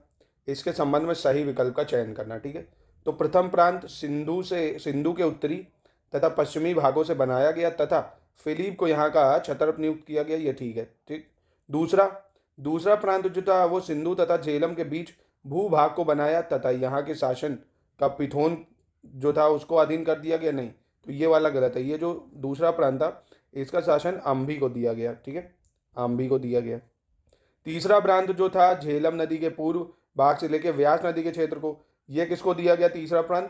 तो ये दिया गया दोस्तों पोरस को। ये किसको? पोरस से काफ़ी ये खुश हो जाता है तो पोरस को देता है ये। ठीक है, बाकी चौथा प्रांत सिंधु नदी के निचले भाग को बनाया गया था। यहाँ पोरस का छत्रप नियुक्त किया गया। ये गलत है, यहाँ पे पिथोन को करा गया। ठीक है, यहाँ पे पिथोन को करा गया। तो याद रखिएगा, महत्वपूर्ण है। दूसरे प्रांत को अम्बी को दिया गया जो कि सिंधु नदी से लेकर झेलम तक का राज्य था। ठीक है, फिर झेलम से व्यास तक को दिया गया दोस्तों पोरस को, और फिर उसके बाद पोरस पिथोन को क्या दिया गया? सिंधु नदी के निचले भाग को। ठीक, तो ये आपको याद रखना पड़ेगा। चलिए 62 निम्नलिखित में से फिर से आपको गलत का चयन करना है। कौन सा इसमें से गलत है? भारत पर आक्रमण करने वालों में सबसे पहले ईरानी तथा फारसी प्रमुख थे। तो ये बिल्कुल ठीक है। साइरस द्वितीय आक्रमण करता है सबसे पहले हैं। ठीक, तो ये वाला तो स्टेटमेंट हो गया दोस्तों, बिल्कुल सही हो जाएगा, इसमें तो कुछ गलती नहीं। डेरियस प्रथम ने 512 ईस्वी में आक्रमण कर भारत के पश्चिमोत्तर भाग को अपने 20वें प्रांत में शामिल कर लिया था। ये वाली स्टेटमेंट गलत हो जाएगी दोस्तों, क्योंकि ये 512 में नहीं करता है। पहली चीज़ 516 ईसा पूर्व करता है, 516 ईसा पूर्व करता है दोस्तों, ये यहाँ थोड़ा गड़बड़ थी। बाकी पारसियों के आगमन के परिणाम स्वरूप भारत के उत्तर पश्चिमी क्षेत्रों में खरोष्टी नामक कई लिपि का जन्म हुआ है। इसकी उत्पत्ति ईरानी आरमाइक लिपि से हुई है, ये भी सही है। भारत और ईरान के बीच संबंधों के कारण यहाँ ईरानी मुद्रा लोकप्रिय हो गई। फारसी सोने को डारिक और चांदी की मुद्रा को सिंगलोई कहा जाता है। फारसी सोने को डारिक और चांदी की मुद्रा को सिंगलोई, ठीक है। सिर्फ इसका यही गलत होगा, 516 होना चाहिए था। चलिए 63 नंबर फिर से कह रहा है निम्नलिखित में से गलत विकल्प का चयन करना है, कौन सा इनमें से गलत है। प्रथम जैन महासभा का आयोजन पाटलिपुत्र में स्थूलभद्र की अध्यक्षता में 4वीं शताब्दी में हुआ था। तो ये सही है। प्रथम जैन सभा कहाँ हुई थी? पाटलिपुत्र में हुई थी, स्थूलभद्र की अध्यक्षता में हुई थी, 4वीं शताब्दी में हुई थी, ठीक है। प्रथम जैन महासभा में जैन धर्म के 8 अंगों का संकलन किया गया था। तो 8 नहीं दोस्तों, 12 अंगाज हैं, 12 अंगाज का संकलन किया गया था। तो दूसरी स्टेटमेंट तो है गलत। प्रथम जैन महासभा में जैन धर्म का विभाजन श्वेतांबर एवं दिगंबर नामक 2 संप्रदायों में बांटा गया था, ये ठीक है। द्वितीय जैन महासभा का आयोजन वल्लभी में देवराधीश्रमण की अध्यक्षता में 513 से 526 में हुआ, ये भी ठीक हो जाएगा, ठीक है। तो कहने का मतलब 8 अंग नहीं 12 होने चाहिए थे, बाकी सब सही। चलिए 64 नंबर कह रहा है निम्नलिखित में से गलत का चयन करना है। देवपाल राजपूत राजकुमारी रन्ना देवी का पुत्र था। देवपाल पाल वंश का सबसे प्रतापी शासक था, ठीक है। तो ये तो बिल्कुल है सही। बौद्ध विद्वान वज्रदत्त लोकेश्वराष्टक के लेखक देवपाल के दरबारी कवि थे। तो ये भी तो स्टेटमेंट है बिल्कुल सही दोस्तों। तीसरा है 9वीं शताब्दी में मध्य भारत की यात्रा पर आए ईरानी व्यापारी सुलेमान ने पाल साम्राज्य को रूहिमी या रूहमा धर्म कहा था दोस्तों। तो ये स्टेटमेंट यहाँ पे हो जाएगी गलत दोस्तों, क्योंकि ये ईरानी नहीं अरबी व्यापारी थे। कौन से थे? अरबी व्यापारी था ये सुलेमान, ठीक है, अरबी व्यापारी। तो ये तो है गलत, यानी ये वाली स्टेटमेंट गलत हो गई। चलिए 65 पे आते हैं। फिर से इसमें आपको पहचानना है कौन सी स्टेटमेंट गलत है, ये बतानी, ठीक है। चलिए बौद्ध विद्वान तारानाथ के अनुसार गोपाल ने उदंतपुरी में प्रसिद्ध मठ का निर्माण कराया था। किसने? तारानाथ ने, ठीक है, इसको याद रखना। तारानाथ के अनुसार गोपाल ने आनंदपुरी में प्रसिद्ध मठ का निर्माण कराया था। किसने? गोपाल ने। दूसरा, महिपाल प्रथम के समय में राजेंद्र चोल ने, किसने? राजेंद्र चोल ने 1023 ईस्वी में विक्रम चोल के नेतृत्व में अपनी सेना बंगाल भेजी थी, ये भी ठीक है। सारनाथ शिलालेख काशी क्षेत्र पर महिपाल के अधिकार का सूचक है। सारनाथ शिलालेख काशी क्षेत्र पर महिपाल के अधिकार का सूचक है, ये भी सही है। पाल साम्राज्य को शुंग राजवंश ने नष्ट कर दिया, ये वाली स्टेटमेंट है गलत दोस्तों। पाल साम्राज्य को सेन राजवंश ने नष्ट किया था। किसने? सेन राजवंश ने, ठीक है, शुंग ने नहीं, सेन ने। चलिए 66 निम्नलिखित में से फिर से गलत विकल्प का चयन करना है, कौन सा विकल्प इसमें से गलत है। 8वीं शताब्दी के आसपास गोपाल ने पाल राजवंश की नींव रखी थी। किसने? 8वीं शताब्दी के आसपास गोपाल ने पाल राजवंश की नींव रखी थी। तो ये तो है बिल्कुल दोस्तों, ठीक है। दूसरा कह रहा है चोलों, राजपूतों और प्रतिहारों के बीच त्रिपक्षीय संघर्ष जारी रहा और बिहार और आधुनिक पूर्वी उत्तर प्रदेश का क्षेत्र उनके बीच विवाद का विषय बना रहा। तो यहाँ चोल नहीं होना चाहिए था, यहाँ पाल होना चाहिए, ठीक है, पालाज होना चाहिए, पालो, ये गलत है। पालो, राजपूत और प्रतिहारों के बीच, तो ये स्टेटमेंट तो हो गई रॉन्ग। पाला राजा या पाल राजा बौद्ध धर्म के अनुयायी थे, विशेषकर बौद्ध धर्म के महायान और तांत्रिक संप्रदाय के, ठीक है। और धर्मपाल ने बौद्ध लेखक हरिभद्र को संरक्षण दिया था। किसने? धर्मपाल ने। तो ये भी ठीक है, यानी इसकी स्टेटमेंट 2 गलत थी सिर्फ। चलिए 67 पे आ जाते हैं। 67 क्या कह रहा है? चोल साम्राज्य के संदर्भ में सही विकल्प का चयन करना है, कौन सा सही है। वास्तविक संस्थापक विजयालय, तो ये तो हो गई भैया शुरुआत गलत। वास्तविक संस्थापक राजा राज फर्स्ट थे। कौन थे? राजा राज फर्स्ट इसके वास्तविक संस्थापक थे, पहली बात। अंतिम शासक राजेंद्र तृतीय, ये ठीक है। राजधानी तंजौर। चोलों का प्राचीनतम निवास स्थान उरैयूर। राष्ट्रीय चिन्ह बाघ, ठीक है, बहुत इंपॉर्टेंट है, ये सब कुछ इसमें मिल गया आपको। ये सारी स्टेटमेंट सही है, बस वास्तविक संस्थापक राजा राजवन था, अंतिम राजेंद्र तृतीय, राजधानी तंजौर, चोलों का प्राचीनतम निवास उरैयूर और राष्ट्रीय चिन्ह बाघ, ठीक है। यानी इसके 2, 3, 4, 5 बिल्कुल ठीक हो जाएंगे, पहला गलत है बस दोस्तों, ठीक है। 68 नंबर देखते हैं। कनिष्क के अभिलेखों के संदर्भ में गलत विकल्प पहचानना है। क्या पहचानना है? गलत विकल्प। चलिए कह रहा है सुई बिहार लेख, यह कनिष्क के शासनकाल के 11वें वर्ष का अभिलेख है। इस अभिलेख में संस्कृत का प्रयोग हुआ है, तो बिल्कुल ठीक हो जाएगा। जेदा एवं मणिक्याल अभिलेख, इससे कनिष्क के पंजाब पर अधिकार की पुष्टि होती है, यह भी बिल्कुल ठीक है दोस्तों। सारनाथ अभिलेख एवं कौशाम्बी अभिलेख, इससे कनिष्क के बनारस एवं कौशाम्बी पर अधिकार की पुष्टि होती है, यह भी ठीक है। सांची लेख कनिष्क द्वारा निर्गत अंतिम लेख अभिलेख था जिसे उसने अपने राज्याभिषेक के 23वें वर्ष जारी किया था। तो ये दोस्तों सांची लेख नहीं था, पहली चीज ये गलत हो जाएगा, ये मथुरा लेख था। कौन था? मथुरा लेख। ठीक है, तो इसको याद रखिएगा, यानी ये वाली स्टेटमेंट हो गई आपकी गलत। चलिए 69 देख लेते हैं। कह रहा है निम्नलिखित में से सही विकल्प चुनना है आपको, कौन सा सही है। पल्लव राजवंश के संदर्भ में, पल्लव राजवंश के संस्थापक सिंह विष्णु थे, तो ये तो हो गया गलत, क्योंकि इसके संस्थापक सिंह वर्मन थे। पल्लव राजवंश के संस्थापक कौन थे? सिंह वर्मन। दूसरी चीज, वास्तविक सिंह जो संस्थापक थे वो कौन था? तो वास्तविक संस्थापक सिंह विष्णु थे। वास्तविक कौन थे? सिंह विष्णु। ठीक है। दूसरी चीज, अंतिम महत्वपूर्ण शासक, ये सही है, अंतिम महत्वपूर्ण शासक अपराजित वर्मन थे। कौन थे? अपराजित वर्मन। कौन थे? अपराजित वर्मन, ये अंतिम महत्वपूर्ण शासक थे। राजधानी तंजावुर, ये गलत है दोस्तों, राजधानी इनकी कांची थी। क्या थी? कांची, कांची, कांची। ठीक है, हिंदी में बोले तो कांची। चले, चंद्रगुप्त विक्रमादित्य के बारे में नवरत्न के संबंध में सही विकल्प का चयन करना है दोस्तों। ठीक है, नवरत्न के संबंध में कौन सा इसमें से सही है? तो नवरत्न में एक तो कालिदास थे, ठीक है, अमर सिंह भी थे जो कोशकार थे, ये भी सही है, और छपड़क, हाँ ये भी ज्योतिष थे, ये भी सही हो जाएगा।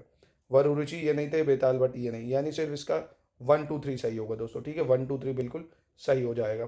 ठीक है, और दोस्तों मोस्ट इंपॉर्टेंट चीज, वरुरुचि भी थे पर ये शिल्प शास्त्री नहीं थे। अगर यहाँ पे वरुरुचि की शिल्प शास्त्री की जगह संस्कृत व्याकरण होता, संस्कृत व्याकरण, तो ये भी सही हो जाता, क्योंकि ये तो थे नवरत्नाज में, पर ये शिल्प शास्त्री नहीं थे। ये कौन थे?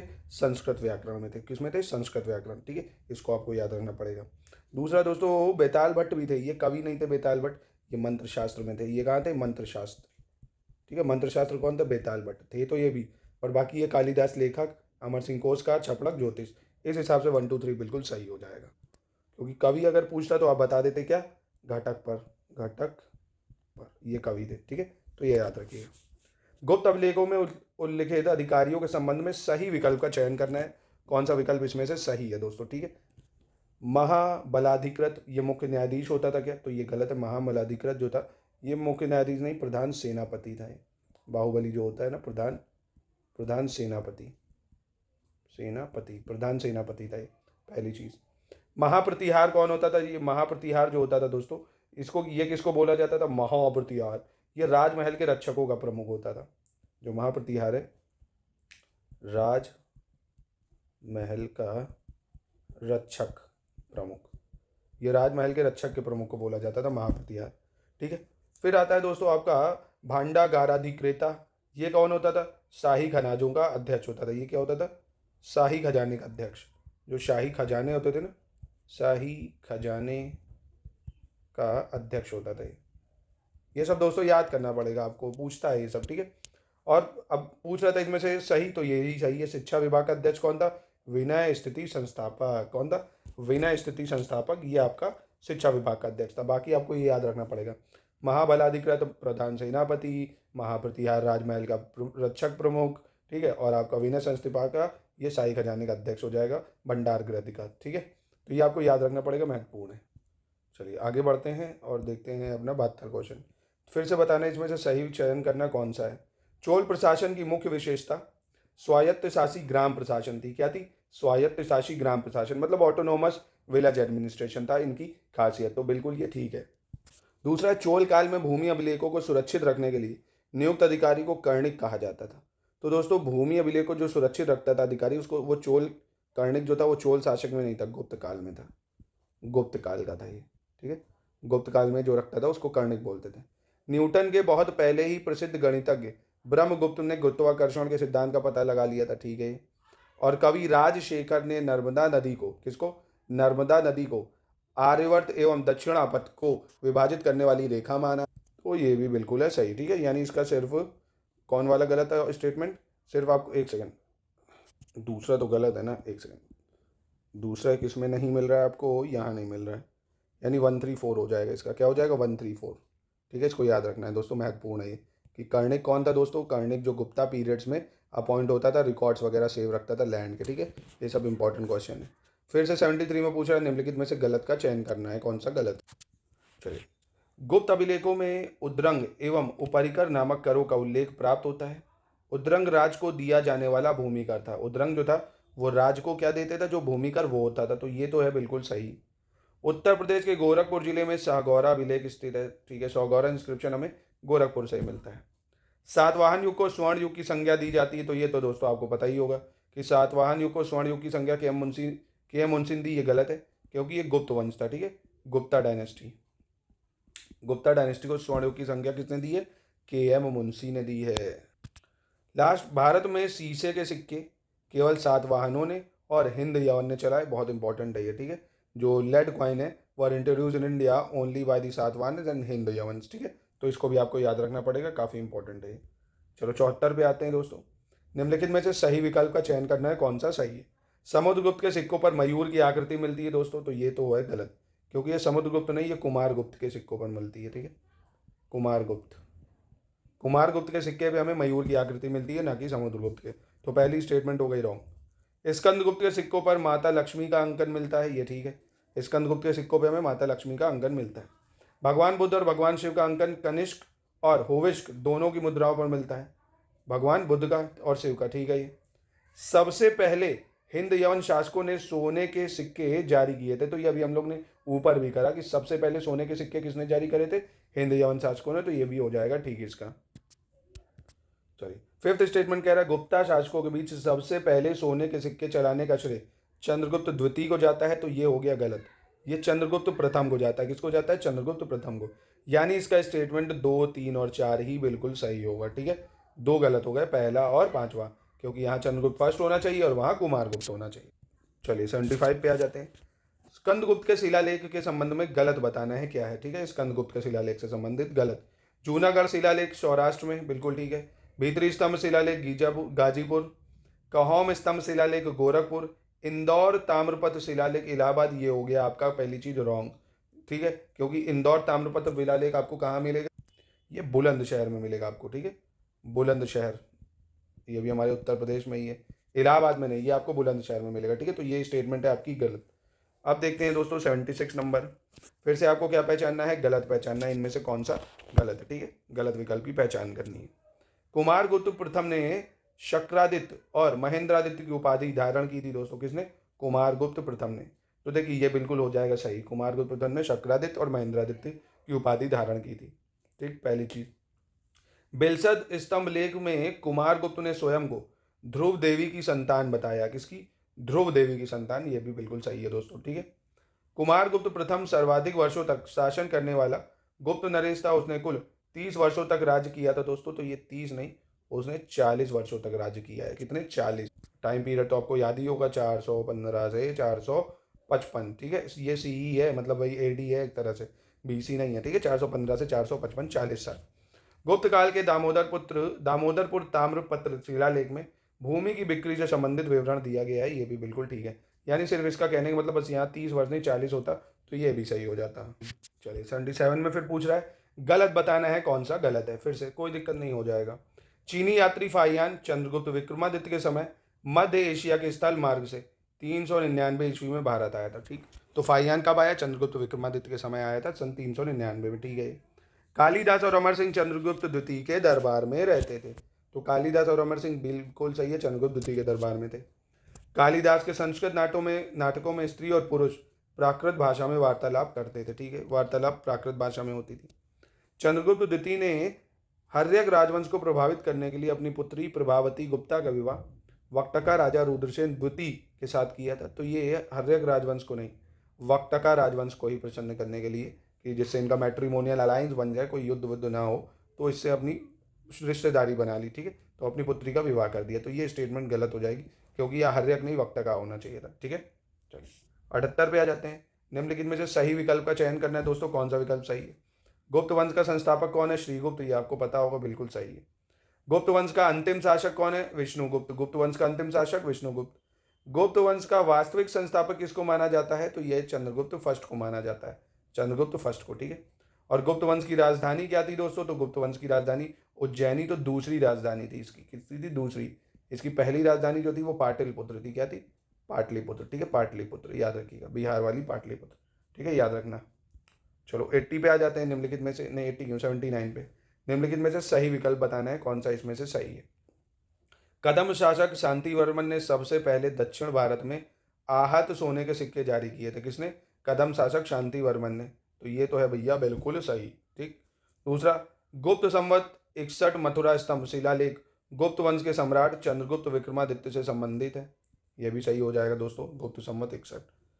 फिर तीसरा कह रहा है अग्निमित्र कालिदास के नाटक मालविकिग्नामित्र के नायक हैं। बिल्कुल, मालविकिग्नामित्र लिखी किसने? कालिदास। और किस पे बेस्ड है? अग्निमित्र के बारे में, ठीक है, ये भी याद रखना दोस्तों। और अग्निमित्र था कौन? पुष्यमित्र शुंग का बेटा था, ठीक है, जो वही शुंगा डायनेस्टी वाला, शुंगा राजवंश का। देवभूति चेर वंश का अंतिम शासक है, तो मैंने अभी ऊपर आपको बताया कि देवभूति किसका अंतिम शासक है।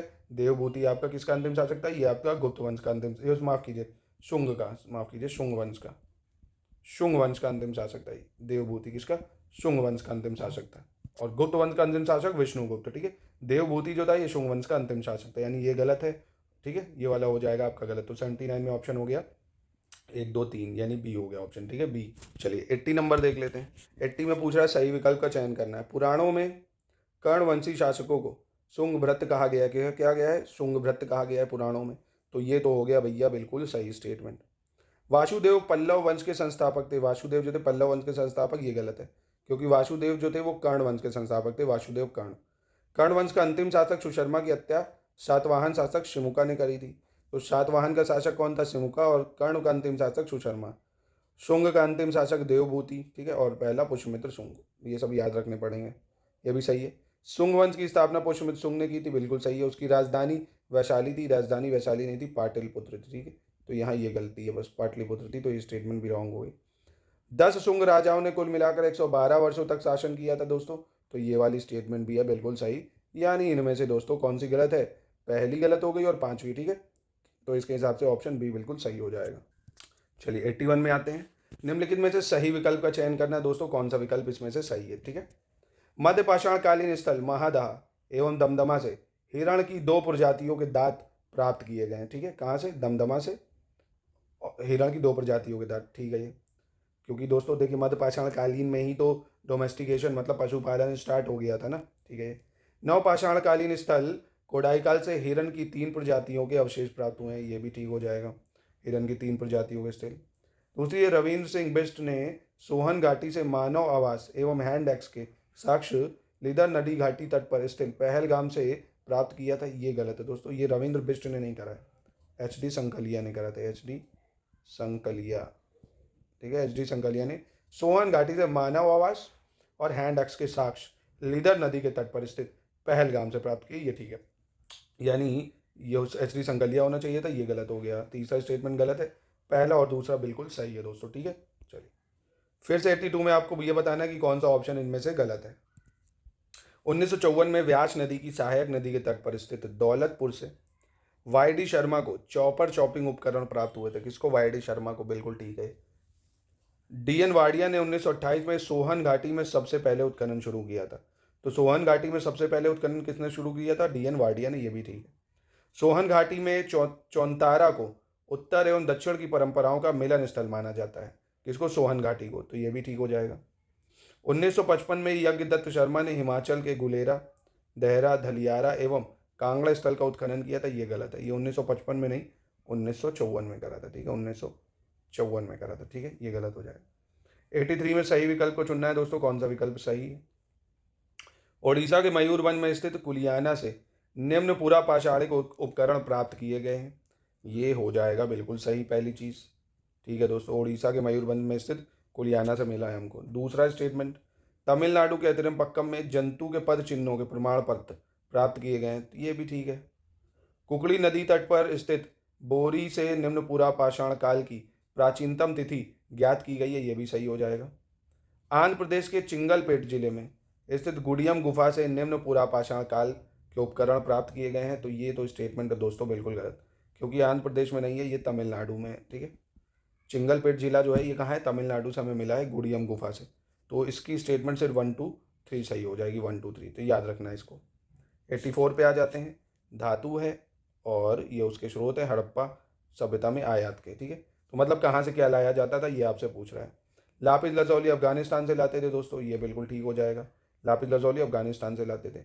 सोना दोस्तों कहाँ से लाते थे? सोना हम पामीर रेंजेस से लाते थे, ये गलत है, सोना भी अफगानिस्तान से ही आता था, ईरान, अफगानिस्तान, ये सब, ठीक है। सेल खड़ी, ये बिल्कुल सही है, तापी छाया ईरान, फिरोजा खुरसाना, बिल्कुल ठीक हो जाएगा, ठीक है। तो यानी इसका सिर्फ सोना वाला गलत हो जाएगा, गोल्ड वाला। चलिए 85 में कह रहा है सही चुनना है, इनमें से कौन सा विकल्प सही होगा। भारतीय उपमहाद्वीप में कृषि के प्राचीनतम साक्ष्य लोहरा देवा से प्राप्त किए गए हैं, बिल्कुल सही है ये। दूसरा कह रहा है कनिष्क के सिक्कों पर बुद्ध का चित्रण सबसे पहले किया गया था, तो ये भी सही है दोस्तों, बिल्कुल। हुल्लौर से वृत्ताकार झोपड़ियों के फर्श, आयताकार झोपड़ियों की संरचना, पैर से चलित चक्की, तो ये दोस्तों हुल्लौर से हमें मिला ही नहीं है पहली चीज़, ये हमें पिकलीकल से मिला है। कहाँ से मिला है? पिकलीकल, पिकलीकल से मिला है हमें, पिकलीकल, ठीक है। तो ये हमें पिकलीकल से मिला, ये वाली स्टेटमेंट हो गई आपकी रॉन्ग हो जाएगी, ठीक, पहली चीज़। दूसरा दोस्तों मेन इंपॉर्टेंट चीज़, भारत के कर्नाटक राज्य में स्थित लिंग सुगूर नवपाषाण कालिक स्थल को सबसे पहले सूचित किया गया था, ये भी बिल्कुल सही है, यानी सिर्फ तीसरी स्टेटमेंट गलत है इसमें, ठीक है। चलिए निम्नलिखित में से सही विकल्प का चयन करना है, कौन सा विकल्प इनमें से सही है। गरुड़ पुराण में पशु चिकित्सा का व्यापक रूप से उल्लेख किया गया है, गरुड़ पुराण में, बिल्कुल ठीक है। पुलकेशिन द्वितीय के ऐहोल अभिलेख में संस्कृत के कवि और नाटककार का कालिदास का उल्लेख किया गया है, ये भी सही है दोस्तों, इंपॉर्टेंट है। विक्रम संवत एवं शक संवत में 135 वर्षों का अंतर है, ये समझ लो पहले क्यों है ऐसा। देखो विक्रम संवत आपको पता होगा 57 BC में शुरू होता है, ठीक है, जब विक्रमादित्य बैठता है सिंहासन पे, और शक संवत शुरू होता है आपका 78 AD से शुरू होता है, ठीक है, जब ये जो साका रूलर होता है आपका कनिष्क वो बैठता है। अब इन दोनों को अगर देखो 78 साल ये और 57 BC है ना, यानी ये पीछे गए ना, 8 7 15 और 7 5 12, 135 साल होते हैं, ठीक है, इसको आपको याद रखना पड़ेगा, इंपॉर्टेंट है ये, ठीक है। विष्णु पुराण में ज्योतिष का व्यापक रूप से उल्लेख किया गया है, ये ठीक है, विष्णु पुराण ज्योतिष के लिए और गरुड़ पुराण आपका चिकित्सा के लिए, पशु चिकित्सा। वराह पुराण में मथुरा शहर का व्यापक रूप से उल्लेख किया गया है, वराह पुराण में, ये भी सही है, यानी इसके सारे स्टेटमेंट बिल्कुल करेक्ट है, कोई रॉन्ग नहीं होगा, ठीक है, याद रखना इंपॉर्टेंट है ये सब, एंशिएंट हिस्ट्री के मोस्ट इंपॉर्टेंट क्वेश्चन है, मोस्ट इंपॉर्टेंट। चलिए क्वेश्चन 87 देख लेते हैं, फिर से कह रहा है निम्नलिखित में से गलत बताना है, कौन सा गलत है, ठीक है। बौद्ध ग्रंथों में उल्लेख है कि अशोक ने 84,000 स्तूपों का निर्माण कराया था, तो बिल्कुल सही है, 84,000 स्तूप बनवाए थे अशोक ने, ठीक है। दूसरा, बिहार के वैशाली के पास स्थित मौर्यकालीन बैराट स्तंभ, तो ये दोस्तों बैराट स्तंभ नहीं है, पहली चीज ये गलत होगा, बैराट स्तंभ की जगह यहाँ पे कौन सा स्तंभ होना चाहिए था, तो यहाँ पे होना चाहिए था बखेड़ा स्तंभ, कौन सा? बखेड़ा स्तंभ, ठीक है। अभिलेख पहला स्तंभ अभिलेख था, ये बिल्कुल सही है। फर्रुखाबाद जिले में स्थित शंकिसा स्तंभ अभिलेख के शीर्ष पर हाथी की आकृति उकेरी गई थी, ये सही है। और मास्की अभिलेख में अशोक ने अपने को बुद्ध शाक्य कहा है, ठीक है, मास्की अभिलेख ने अशोक ने अपने को क्या कहा? बुद्ध शाक्य। इसी अभिलेख में उसका नाम अशोक भी मिलता है, तो ये भी पूछ लिया अशोक नाम कहाँ मिलता है, तो मास्की अभिलेख में मिलता है, ठीक है। मौर्य काल में विभिन्न प्रकार के करों के संबंध में सही विकल्प बताना है, कौन सा इसमें से सही है, ठीक है। उत्संग जो था, क्या संकटग्रस्त लोगों से वसूले जाने वाला कर था दोस्तों, ठीक है, क्या ये उत्संग ये था, तो ये तो है पहली चीज गलत। क्यों? क्योंकि उत्संग जो था वो राजा को दिए जाने वाला उपहार था। उत्संग क्या था? राजा को दिया उपहार, ठीक है, जो राजा को उपहार दिया जाता था उसको उत्संग कहा जाता था, पहली चीज, ठीक। दूसरी, बलि धार्मिक कर था, ये तो पता ही होगा आपको, जो रिलीजियस टैक्सेस होते हैं उसको बलि कहते हैं दोस्तों, ठीक है, ये बिल्कुल सही है। हिरण्य दोस्तों क्या था? हिरण्य नगद में जो कर लगता था, नगद टैक्स, कैश टैक्स इसको बोलते हैं हिरण्य को। हिरण्य को क्या बोलते हैं? कैश टैक्स, नगद टैक्स जो लगता था, टैक्स इन कैश भी कह सकते हो। विविध जो था दोस्तों ये चराई कर था, ठीक है, चराई कर, अगर आपके जानवरों को चराना है तो उसको आपको चराई कर देना पड़ेगा, ठीक है, चराई कर, याद रखिएगा, ठीक है, तो ये याद रखिएगा। और बाकी आयात कर अगर पूछ ले दोस्तों, आयात कर क्या होता है, तो आयात कर वर्तनी होता था, वर्तनी जो लेते थे उसको आयात कर बोला जाता था, ठीक है। और संकटग्रस्त लोगों से जो टैक्स लिया जाता था, tax collected from people in crisis, तो इसको बोलते थे प्रणय, बोलते थे, क्या बोलते थे? प्रणय, ठीक है, हिंदी इंग्लिश में सेम ही है, प्रणय बोला जाएगा। तो ये कुछ इंपॉर्टेंट चीज़ें, इनको याद रखिएगा, एग्जाम में आपके लिए आ सकती हैं। चलो फिर से इसमें पहचानना, निम्नलिखित में से सही विकल्प का चयन करना है, कौन सा सही है। ये मिशनरीज हैं, रिलेटेड कंट्रीज हैं, मतलब धर्म प्रचारक और ये उनके देश हैं, ठीक है, इनमें से कौन सा सही है ये आपको पहचानना है। मतलब पहला है आपका मजंतिका, ये यूनान देश का था, मजंतिका यूनान देश का था, तो ये तो है गलत। मजंतिका दोस्तों कश्मीर और गांधार का था, ये गलत है, ये कश्मीर का था। कहाँ का था? कश्मीर। फिर आता महाधर्म राक्षिता, कौन? महाधर्म रक्षिता, ये कहाँ का था दोस्तों? तो ये आपका यूनान देश का था। ये कहाँ था दोस्तों? ये यूनान देश का था, यूनान, ये यूनान देश का है। रक्षित दोस्तों, ये दोस्तों कहाँ का था धर्म प्रचारक? ये कर्नाटक का है अपने, ठीक है, रक्षित कहाँ का है? कर्नाटक का है दोस्तों, ठीक है, ये कर्नाटक हो जाएगा। दूसरा दोस्तों आता है आपका धर्म नहीं मध्यम, मध्यम दोस्तों ये हिमाचल प्रदेश का, ये सही मैच कर रहा है। मध्यम हिमाचल प्रदेश बिल्कुल सही हो जाएगा, ठीक है, ये वाला बिल्कुल सही है। 90 नंबर क्वेश्चन देखते हैं। कह रहे हैं इनमें से सही विकल्प चुनना है आपको, ठीक है। रूपनाथ लघु शिलालेख, ये सब अशोक के मेजर रॉक एडिक्ट हैं, ठीक है, अशोक के। ये उड़ीसा में है दोस्तों, तो ये गलत है पहली चीज़। ये मध्य प्रदेश में, कहाँ है, मध्य प्रदेश में। सहसाराम लघु शिलालेख राजस्थान, ये भी गलत है, ये बिहार में है। ये कहाँ है, बिहार में, ठीक है। ब्रह्मगिरी लघु शिलालेख, ये केरल में नहीं है, ये मैसूर में है, कर्नाटक में वही, ठीक है, मैसूर जिसको बोलते हैं, ठीक है। अहरोरा लघु शिलालेख इंस्क्रिप्शन दोस्तों, ये कहाँ पे, उत्तर प्रदेश में है। ये बिल्कुल सही है, मिर्जापुर में पड़ेगा, उत्तर प्रदेश के, यानी इसका सिर्फ डी वाला सही हो जाएगा, ठीक है। चलिए 91 नंबर देख लेते हैं। 91 कह रहा है सही विकल्प कौन सा इसमें से ये बताना है, ठीक है। मिलिंद पनाहो एक बौद्ध पाली ग्रंथ है जिसे नागसेन ने लिखा है। किसने लिखा है, नागसेन ने। मिनंदर और मिलिंद पनाहो वाला पढ़ा होगा आपने, ठीक है। चीनी यात्री मतवाली ने चालुक्यों के शासनकाल में चीन एवं भारत के संबंधों का विवरण किया है, तो ये भी सही है। कौन है, चीनी यात्री मतवाली। हेरोडोटस ने सबसे पहले हमारे देश को इंडिया कह के पुकारा था, ग्रीक्स था, बहुत इंपॉर्टेंट है कि सबसे पहले इंडिया किसने बोला था, हेरोडोटस ने, ठीक है। रामायण के तेलुगु संस्करण को नरन्या भट्टारक ने लिखा है, तो ये दोस्तों रामायण का नहीं, महाभारत का तेलुगु संस्करण है। किसका है, महाभारत का तेलुगु संस्करण नरन्या भट्टारक ने लिखा है, ठीक है। तो इसका कहने का मतलब है चौथा ऑप्शन गलत है, सिर्फ 1 2 3 सही होगा इसका, ठीक है। ऑप्शन बी सही हो जाएगा। 92 देख लेते हैं दोस्तों, बस 100 में 8 बचे हैं, ठीक है, खत्म हो जाएंगे आराम से, परेशान मत। इंपॉर्टेंट है, इसको करना जरूरी है। गलत विकल्प बताना है। गांधार क्षेत्र में बेट बार प्रकार के सिक्के प्रचलित है। कैसे, बेट बार प्रकार के, ठीक है, ये दोस्तों बेट बार प्रकार के सिक्के चलते हैं। धनदेव के अयोध्या अभिलेख में पुष्यमित्र द्वारा 2 अश्वमेध यज्ञों के संपादन का उल्लेख मिलता है। कितने, 2 अश्वमेध यज्ञ, ये भी सही है दोस्तों। जूनागढ़ अभिलेख में सबसे पहले 6 प्रकार के करों और बलि का उल्लेख किया गया था। 6 प्रकार के करों और बलि का उल्लेख, ये भी सही है, यानी इनमें से कोई गलत नहीं होगा, ठीक है। 93 निम्नलिखित में से गलत विकल्प का चयन करना है, कौन सा विकल्प गलत है। हियान चांग नामक एक यात्री ने बताया है कि भारत में प्रत्येक प्रांत में इतिहास लिखने के लिए इतिहासकार नियुक्त थे। मतलब हर जगह इतिहास लिखने के लिए लोग नियुक्त किए जाते थे कि जो भी हो रहा है उसको लिखते रहो, तो ये तो सही स्टेटमेंट है। भारतवर्ष का उल्लेख सबसे पहले हाथी गुम्फा अभिलेख में किया गया है, ठीक है, ये भी भारतवर्ष का उल्लेख इसमें हाथी गुम्फा इंस्क्रिप्शन में। मालवा के राजा भोजराज द्वारा लिखित पुस्तक युक्ति कल्पतरु में विभिन्न प्रकार की नावों के निर्माण का उल्लेख किया गया है, तो ये भी स्टेटमेंट है बिल्कुल दोस्तों सही, ठीक है, इनमें से कोई गलत नहीं हो जाएगा, इंपॉर्टेंट है ये सब। गलत विकल्प फिर से पहचानना आपको, कौन सा विकल्प गलत है इसमें से। अलबरूनी ने मिहिर भोज को अरबों का घोर शत्रु बताया है। अलबरूनी ने मिहिर भोज को अरबों का घोर शत्रु बताया, तो ये गलत है। ये सुलेमान ने बताया है, अलबरूनी ने नहीं। किसने, सुलेमान। सुलेमान ने बोला है कि मिहिर भोज जो है अरबों का घोर शत्रु है, ठीक है, मतलब इस्लाम, जितने लोग इस्लामिक थे वहां पे उसका। वज्र सूची ग्रंथ में जाति प्रथा की तीव्र आलोचना की गई है, ये ठीक है।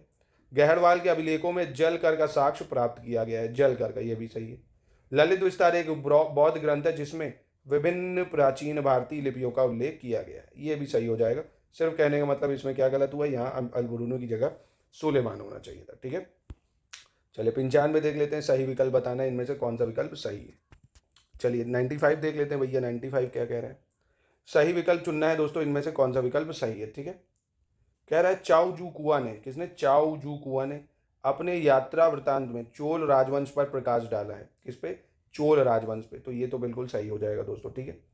कनिष्क के सिक्कों पर सर्वाधिक हिंदू देवी देवताओं का चित्रण किया गया है दोस्तों, तो ये गलत है दोस्तों। ये हुविश्क के सिक्कों पर करा गया, किसके, हुविश्क जो था, हुविश्क शासक, हुविश्क। हिंदू देवी देवताओं का चित्रण सबसे ज्यादा हुविश्क शासक के सिक्कों पर करा गया, ठीक है, तो ये तो गलत हो गया। महान जैन विद्वान हेमचंद्र कुमारपाल की सभा को सुशोभित करते थे, ये भी ठीक है।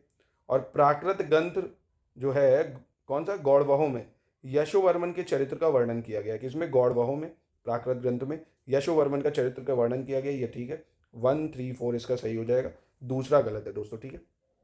लेवल देख रहे हो क्वेश्चन का दोस्तों, ऐसा ही मिलेगा आपको। एंशिएंट हिस्ट्री अच्छी खासी अब आने लगी है, अब वो सब सवाल पुराने लेवल के अब बदल चुके हैं, ज़माना बदल गया, ट्रेंड बदल गया। चलिए पुलकेशिन द्वितीय का ऐहोल अभिलेख कर्नाटक राज्य में अवस्थित है, ठीक है। ये ऐहोल अभिलेख में हर्ष की गज सेना का उल्लेख किया गया है, ये भी सही है।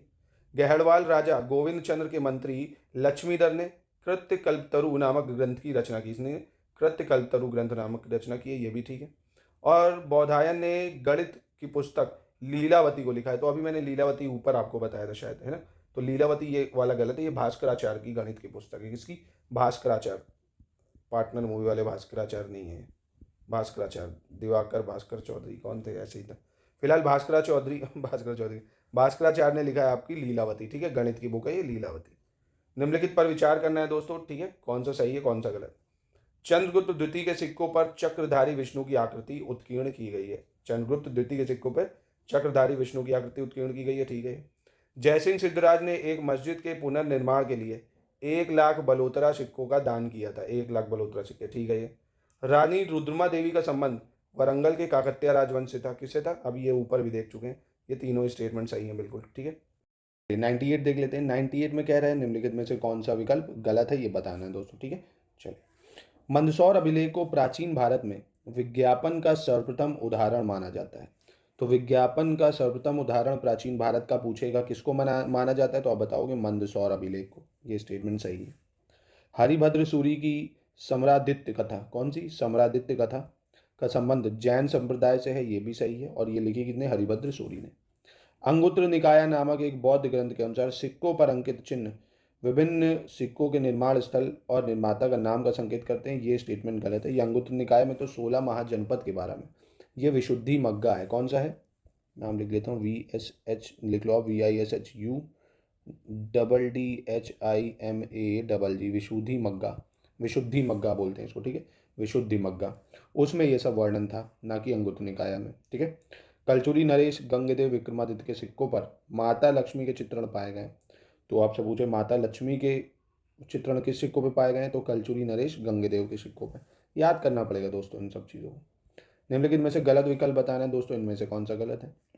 उत्तर प्रदेश के प्रयागराज जिले में अवस्थित पुरातात्विक स्थल भीटा से शिवलिंग, त्रिशूल, वृषभ की आकृतियों वाली मोहरें प्राप्त हुई हैं, तो ये ठीक है।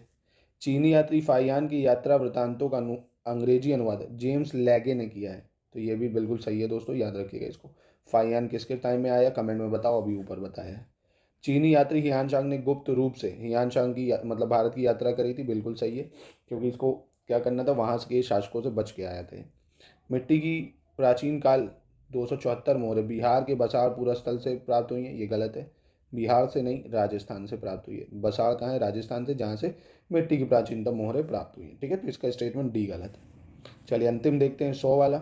सही विकल्प बताना दोस्तों, इनमें से कौन सा सही है।